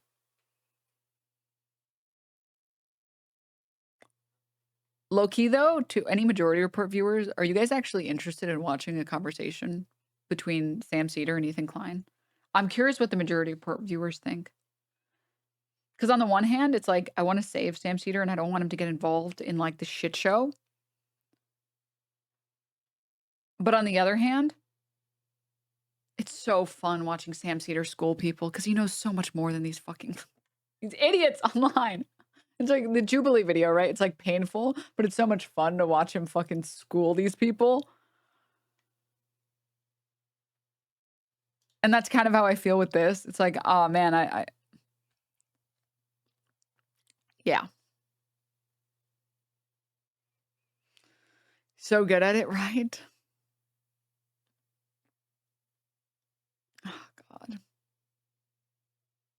Only if it's not on the Majority Report, let it be on the H3 show. I agree with you, actually. I do. I think it would bring things full circle. Also, a Son fan. I know, right? I feel like it would. It would just be like a beautiful bow to wrap the entire story up. Teaming up, Ethan and Sam teaming up to take down Steven Crowder only years later to fall out. Yes, I'm speaking as a non-Majority Report viewer. And then we would get, oh no, Sam, what a nightmare. Oh, man. But I don't know. I'm only interested because of Matt, who hates Ethan and will clue Sam in on the things that Ethan has been saying and prime Sam to ask him what he means when he says these things. Matt enjoyers. Let's fucking go, dude. C, does both sides are bad type bullshit by saying that Jews and Muslims are just at each other's neck, man. That's the way it's always been for centuries. These are situations that involve, a group of people, Muslims and Jews, that have effectively been at each other's throats for. The best part of like the Mudahar content that has come out is like, it is the slop fest. Like it's the slop final boss. This video is such slop that he went back, looked at the fucking video footage where he was out of focus and the camera wasn't, the camera was in focus of the microphone and said, good enough. He isn't even willing to re-record 10 seconds to make sure that he's the one in focus. Like it is truly the sloppiest of Slopfest content. Is he in a photograph dark room? It looks like he's in a red room, but I think that's just how he lives. I knew the Young Turks was cooked when they started featuring Mudahar videos. Are you joking? You're lying. They're not actually doing that, right? Are you serious? No, you're memeing.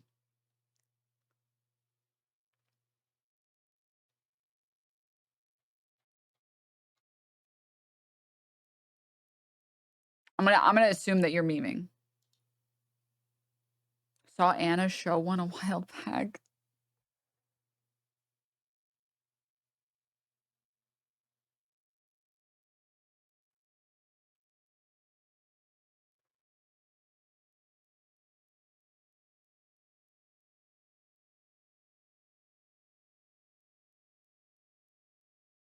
Each other's throats for not just decades, but hundreds of years. You were talking about hundreds of years of like just institutional dislike between each other.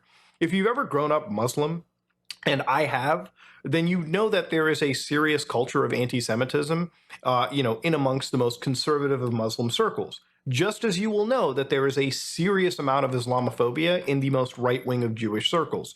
These are two groups of people that literally are just fighting each other. But this analysis ignores so much historical context that it's outright irresponsible. Look no further than the Ottoman Empire, where Jews were a protected minority and had representatives in the Ottoman parliament. As our boy Avi put it, unlike Europe, the Middle East did not have a Jewish question. Anti-Semitism was a European malady that later infected the Near East. Jews and Muslims coexisted in many Middle Eastern countries for centuries. It wasn't until the arrival of European colonial settlers in Palestine in the late 1800s and later the formation of the State of Israel and the violence and ethnic cleansing carried out by Zionist forces that began to change. It's true that animosity towards Jewish people picked up as a response to Zionist settlers arriving in Palestine, but that tension had little to do with ideological anti-Semitism and nearly everything to do with the perception of Zionist settlers as part of a European colonial project. This idea that Jews and Muslims are incapable of coexisting is a dishonest narrative. It's weaponized to stoke far-right nationalism, and in Mudahar's case,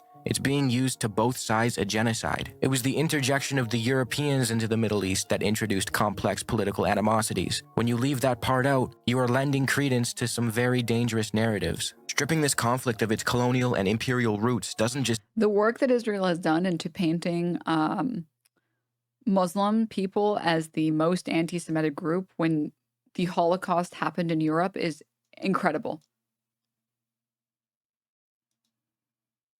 Like, one of the craziest propaganda campaigns that I've seen.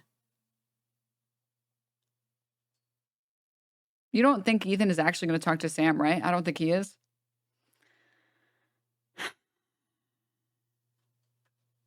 Denims are doing a project for college on pro-Palestinian content and the effect of content creators. Can I bug you to fill out a Google form? Do you have time? Yeah, just send an email.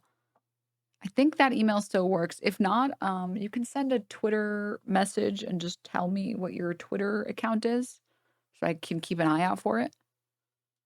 Distort history. It hands ideological ammo to ethno-nationalists, legitimizing apartheid and occupation as if they were just natural outcomes of ancient hatred, rather than deliberate political choices. This is a great example of how trying to forcibly stake out a centrist position because you think it adds a veneer of nuance can actually undermine real nuance and give cover to some shitty ideas. Which is exactly why Mudahar has ever even been criticized for being at all pro-genocide or at all being pro like ethno-state. You are legitimizing Israel's right to defend itself and pretending like they didn't create these circumstances. And you're making it out to be this like, oh, it's just a conflict between these people. Everyone knows that these people just like don't like each other. And it's like, what?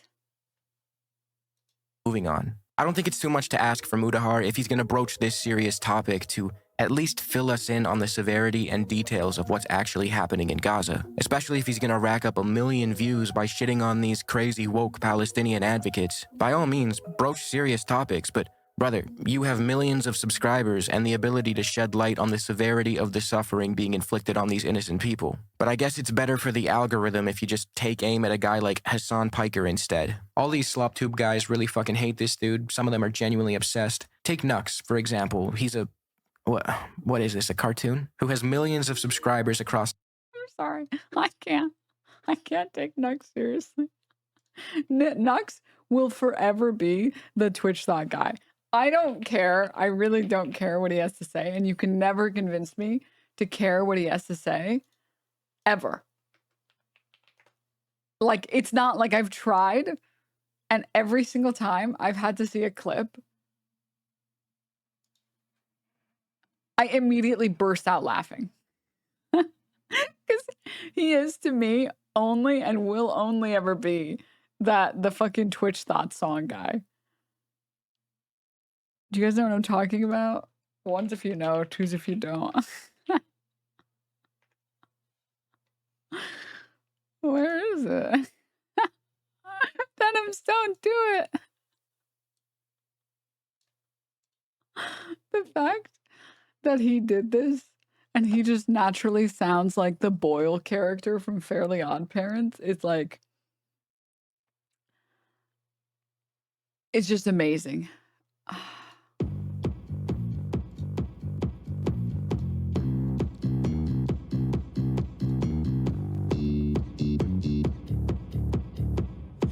Twitch thoughts, giving teens bloody no sleeping. On stream still pulling views, cleavage on wherever I turn, but I watch for the plot. Typing with one hand on the keys, streamers talking birds and the bees. You watch for personality, donate and simp for me. So you're a Twitch thought, nasty greedy witch thought, tier 3 grabbing bitch thought, pimping out your simp thought. I'm the chat type, Barry Poggers mad type, Monka S mad lad type, epic clapping rat type. Twitch is hentai. Duh. Every time I listen to it, it gets a little worse.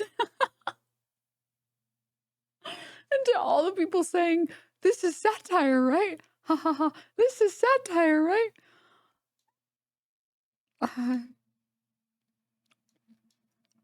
I'm sorry. I'm sorry. Like, I really am sorry that, like, in my head, this guy will forever be the Twitch hentai video guy. Forever. There's no universe where I can ever take him seriously, ever. In any video he ever makes. 2 channels and churns out videos about things like Snow White going woke, Why are you IRL linking it? Because I believe in fair use, King. streamers like Vitaly and Johnny Somali, and of course, an unhealthy amount of videos about Hassan Piker. Like, way too many to count. Nux is also a little more openly right-wing than your average SlopTuber, and he regularly feels the need to educate us on contentious political matters, which I'm super grateful for, because where else would I develop my understanding of fucking trade protectionism? In the long term, this is bringing unbelievable wealth and industry to the United States. It's worth noting that he and his contemporaries rarely, if ever, actually back up their claims. Just look at this description box. No sources, just a polemic descriptor about how Democrats are cooked, Doge Lord Elon Musk, and what seems to be a bunch more SEO ranking terms. And then he has the gall to claim that his video is for educational purposes. Maybe I'm just... I'm sorry. I'm sorry. Oh my God. I'm a first-time viewer, but I've seen clips and I now understand why you get embroiled in so much beef. Your laugh is devastating. I just...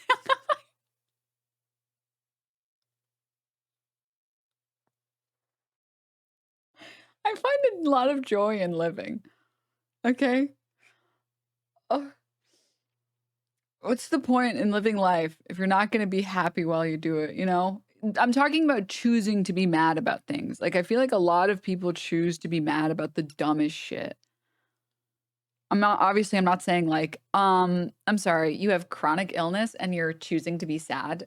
Grow up. No, obviously not. Obviously not. I'm saying like, you have a privileged life relative to the rest of the country, the world. You have an income. Maybe you have family members that care about you, friends that care about you.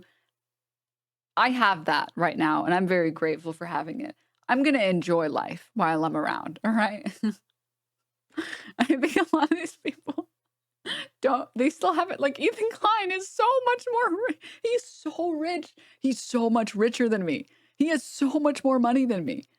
He has enough money, he can rent friends every time that he does a podcast and make them do all the work. And he shows up late. And he's still not happy. And he's still not happy. How sad is that? He at this point is just choosing to be unhappy. I can't become that. I refuse. I refuse on principle to become that pathetic. I'm sorry. I'm going to enjoy life. Just being a dick, but is it really too much to ask that when we make definitive statements about contentious political or economic issues, we substantiate those claims somehow? Especially if we're going to make quote-unquote educational videos. Anyway, back to Mudahar. In his video, he calls out a pro-Palestinian creator by the name of Frogan, who said this about American soldiers. I have no... A pro-Palestinian creator by the name of Frogan, who said this about American soldiers. I have no pity at all for any fucking soldiers. U.S. military? Who fucking who? I hope you get PTSD. The U.S. military that are like, yeah, like, you know, I did this back then, but now I know it's wrong. Like, I'm changed. Like, fuck imperialism. Fuck this. You don't deserve the PTSD. But like any other motherfucker, you're joining them. You're like, oh my God, I want my fucking Camaro, no student loans. The thing that really pisses me off, I'm going to be honest, is that all the people that play the original Frogan clip, they never play all of it. And if you think her take is wrong in its entirety, then just play the whole clip.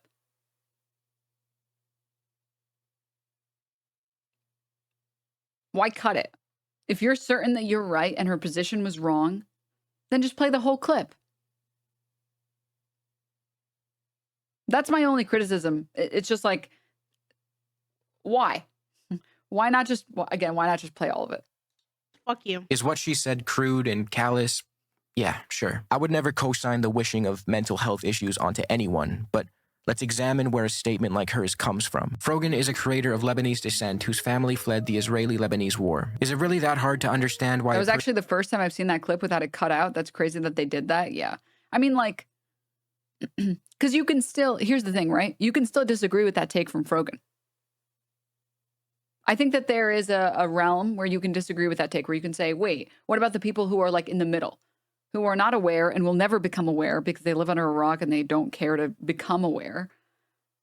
And so they are ignorant of how they helped benefit U.S. imperialism. Even those people, even the people who are ignorant, should suffer PTSD. You can at least make an argument there, at least some argument there, right? But like, why cut it? Just let the whole thing play and then make your argument and then say, well, that's fucked up.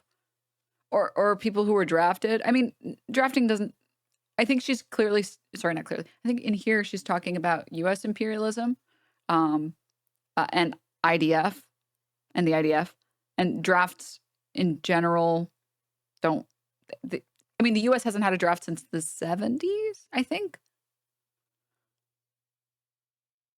So, but even that, right? You can say, well, like, what about drafted soldiers? Like, at least you can make some argument, right? Just why do the media cutting?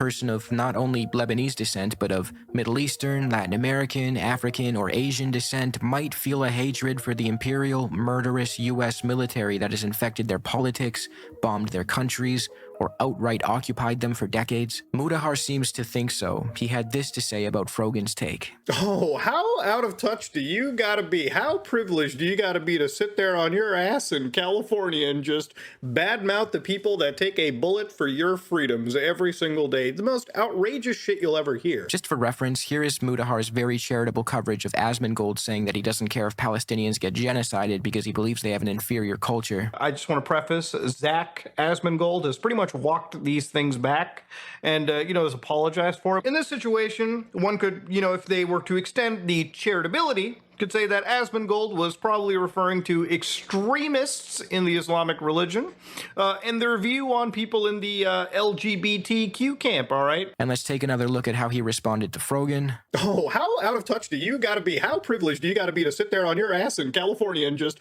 badmouth the people that take a bullet for your freedoms every single day? The most outrageous shit you'll ever hear. This is all in the same video, by the way. Where did all the charitability and nuance go? Instead, he goes on a diatribe about how the American military— Because it's not profitable to defend Frogan. That's why he's not going to do it. That's why, and by defend here, I just mean give any charitability at all. It's not profitable to give any charitability to Frogan, which is why he doesn't do it. It's very profitable to give charitability to Asmongold.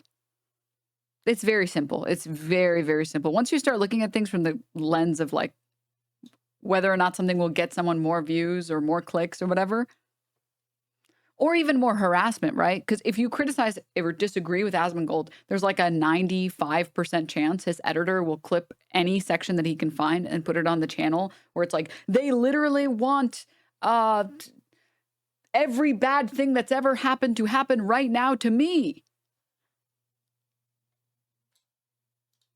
So like at the very least, if you just want to avoid getting harassed, you have to provide so much charitability to Asmongold. It's also like, I've always hated this argument about like, how dare you not respect our troops that are taking a bullet for you? It's like America's power and America's freedom to like not get bombed or airstriked by other countries has everything to do with how bloated our military budget is. It doesn't have to do with the troops that we have stationed elsewhere. The only countries that realistically would ever want to go, and they wouldn't want to, go to war with the US would be like, honestly, China is probably the only one. China's probably the only country with the capability to have actual warfare with the US. And again, China would never do that. Or at the very least, currently in our political climate. Never say never.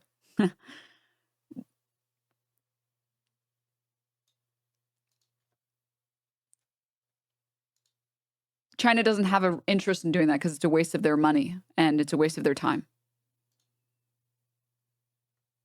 Right.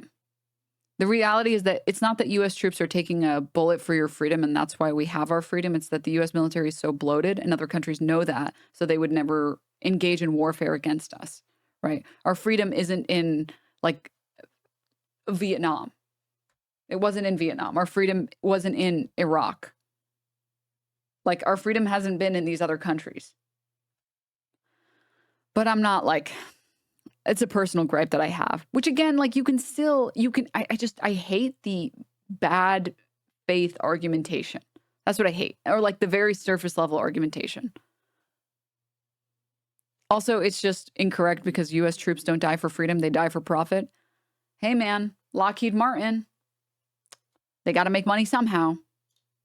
Our freedom is based on who has the biggest gun. And currently we have the biggest gun, which is why the US is free from warfare on our turf. But, like, they don't care about that. It's just, this is just, like, the line that gets used all the time. It's so infuriating. Not every troop is in combat. Yeah. I get I don't want to get too deep into the conversation here. I'm on Asmon's side here. I just joined. So what's your argument here? You're on his side on what exactly? By my argument on what? On the only thing that Asmongold has said in this clip has been the thing that he later apologized for. I don't even know what you're asking me to argue. What?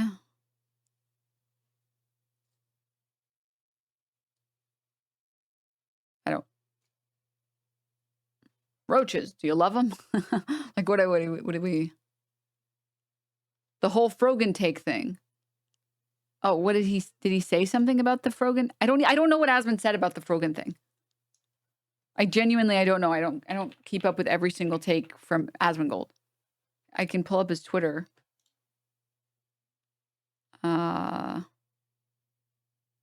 Replies.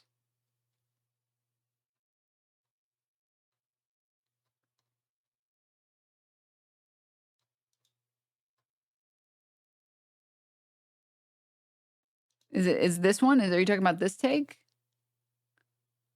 I don't know that you know what the take is, sir.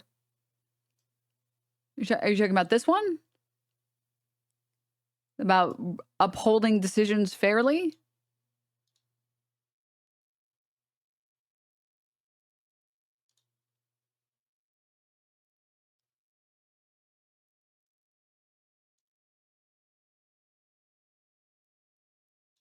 This one's not. This one's about something else. Is this the take you're talking about? I genuinely don't know which take you're arguing with me on. So okay. Let me know which take and I'll tell you whether I agree or disagree with it. I know this is crazy to hear, but there are things that Asmongold says that are true. When it comes to, it's very simple. When it comes to populist positions that would make his audience like him, he makes good takes. When it comes to populist positions that his audience would like him to say, he also says those things which are not true. Sorry, more accurately, when it comes to positions about how Americans should get treated better, those are generally true. When it comes to things like immigration, when it comes to interpersonal beef he has with other creators, when it comes to tariffs, taxes, anything Trump, it's all partial, and I'm probably going to disagree with it. Right? Like this. I saw this on my feed. It's a TikTok that says, when I tell my mom a 9 to 5 for the rest of my life would make me depressed, and she tells me to get used to it because that's how life is.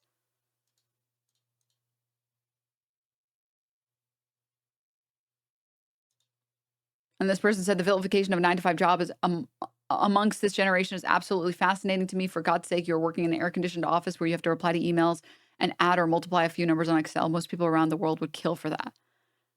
Does anyone want to guess? Chatter, do you want to guess? If you haven't already seen this tweet, do you want to guess what his take is on this? Please. For our wonderful Mold Monday, any guesses? Any guesses? Pretend like the Jeopardy music is playing. Any guesses on what his opinion will be on this post?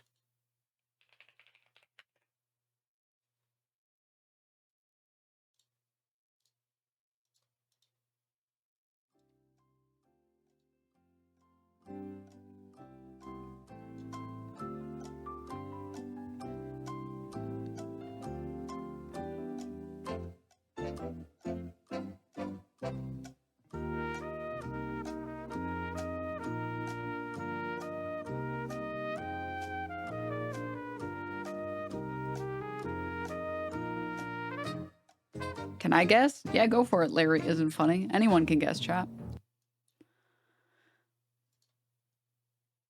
Do you think we'll ever get universal income? No one wants to work anymore.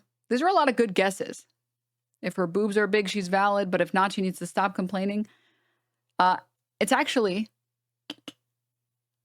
a populist position, unsurprisingly. Is it really a surprise that people don't get excited to dedicate the majority of their waking life to something they don't care about? Combine that with the more conspicuous wealth inequality than any other time in history, and yeah, it makes perfect sense. When it comes to something that he thinks he can garner points with his audience for, he's pro that position, and he'll say stuff that's based. Because he's capable of saying stuff that's based. It's just that, again, he's like a populist. He just wants to tell his audience what they want to hear, and that's what he does.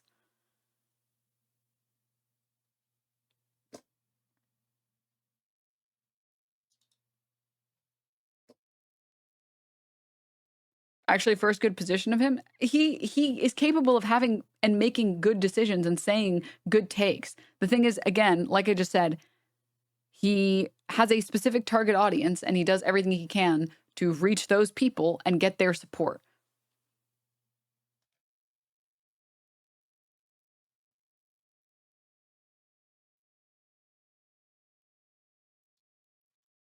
Right?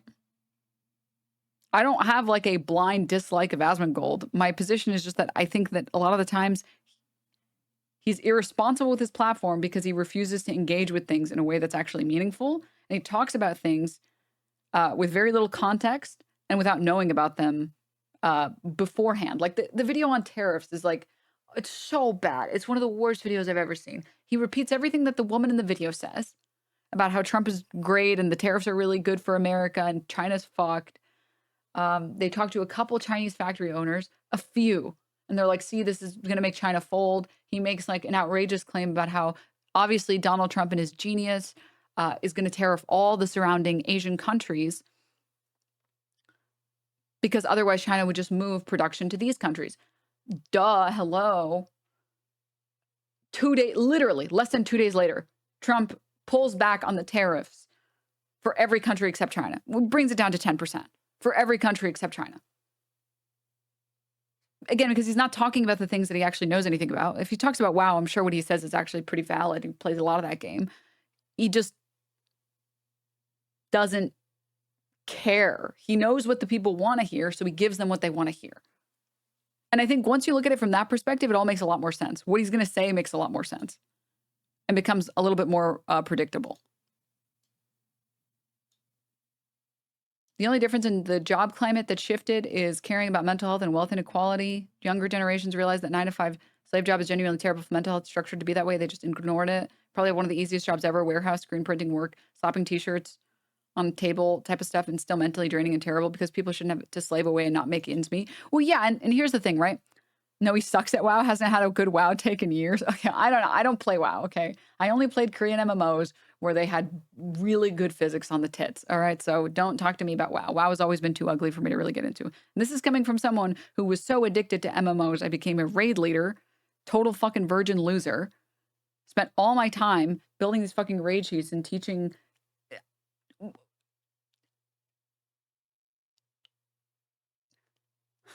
people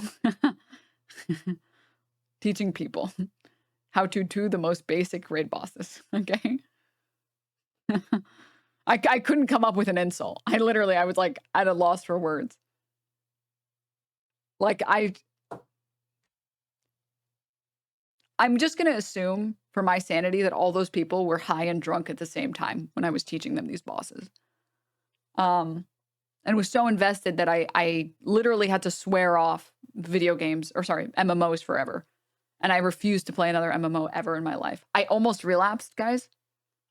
For the first time in like 5 years, I almost relapsed. I was like, what if I installed it? What if I what if I just installed like an MMO? Just like, what if? Just what if just like, what if? World of Warcraft 1-star review. Not enough bouncing titty. Final Fantasy, wow. What if I just like, just dip my toe? And I was like, no, bad Denim. No, never again. I know I can't be trusted. But like, the thing is, I'll say two things. One, different jobs for different people. Unironically, some people, the worst form of torture is putting them in front of a computer for 8 hours a day. I love being in front of a computer. The computer is my home. It has all my friends in it. It's got all the funny memes on it. I love my computer. I love a job that I can sit at my computer. Any job that I'm not at a computer, I hate. I hate jobs that require me to not be on a computer. And I've known people who are the complete opposite, who fucking hate computers. And they're like, if you make me work on a computer, I'm going to lose it. That's torture for me. I'm more than happy to sit there doing Helly's job. I'm not even joking. I'm 100% serious. I love a good, boring, menial computer job. I've worked it. I've worked boring, menial computer jobs. I love it. I use Excel sheets in my personal time, okay? That's great for me. That's wonderful for me. Even if the work itself is menial and boring, I don't mind. I like sitting at a desk. A nightmare job for me, working as like a vet tech. That's like a nightmare job for me. I have nothing but respect for every single vet I've ever encountered in the real world. Christ, you work a difficult job. And that would not be a job I could do. That's like literally, I couldn't do that job. I couldn't handle, for example, people who don't train their pets at all. And there's like, they bring their dog in and it looks like it's about to fucking bite me. It's like barking. They're like restraining this giant 80-pound dog. I'm like, ugh. Sounds nightmarish. Or like having to tell people that like their pet's gonna die of cancer. Oh my God. I'd rather die than have to do that. Having to see animal abuse like on a daily basis potentially. Oh my God, that is not a job I can do. That is literally, I would be, every day I would go home fucking heartbroken. And like, it would be kind of worth it because eventually, or not eventually, you'll also get lots of people who have like the sweetest dogs and the sweetest cats. And you can tell they care so much about their animals and their pets. But then you'll run into the bad situations and you're like, that would suck the soul out of me. Fuck, dude. That would suck the soul out of me. Office job where I do nothing but stare at an Excel sheet all day? Fucking hell yeah, dude. That sounds like a nice, boring job for me. Where I can be nice and happy at my computer. I can listen to my music. I can get my tasks done. Perfect. Why did I get on this fucking tangent? Anyways. The problem with jobs, though, is that like most people view their job as just a way to get money so that they can pay for rent and whatever. Rent, utilities, food, so they can live. When you feel like you work your 9 to 5 because it's a job, but you never get any treats except this shithole phone that just gives you nothing but depressing content all day, is it any surprise that people hate their jobs?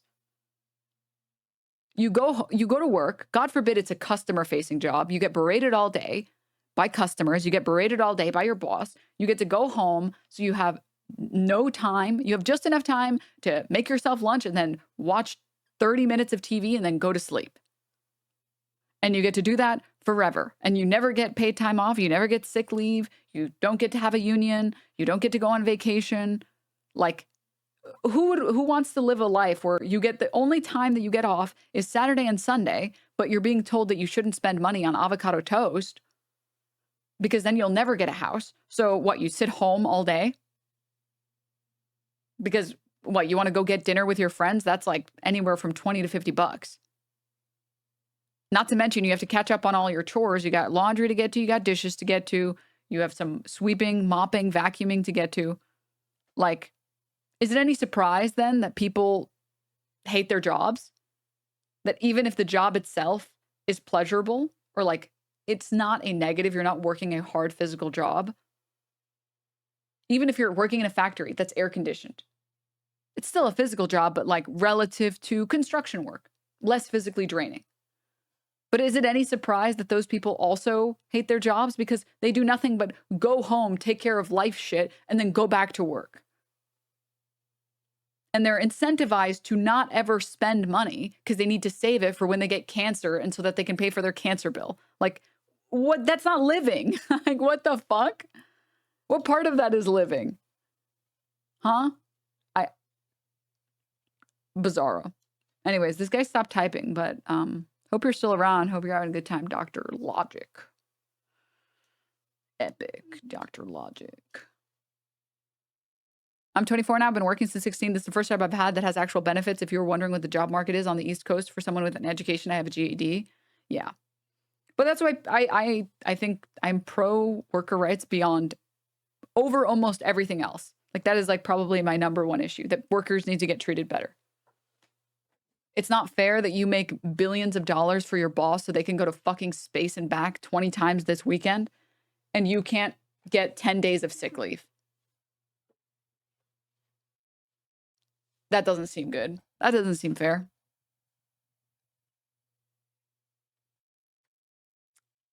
But I mean, this has been one of my most consistent positions. But anyways. All right, guys. I'm going to be honest. I want to finish this video, but there's still obviously a lot left. It's the entire Ethan Klein segment that's left. So I make $16 an hour, watch one boss pull up in a Mercedes and the other one in a Charger. Is it any surprise that you couldn't find people to condemn Luigi?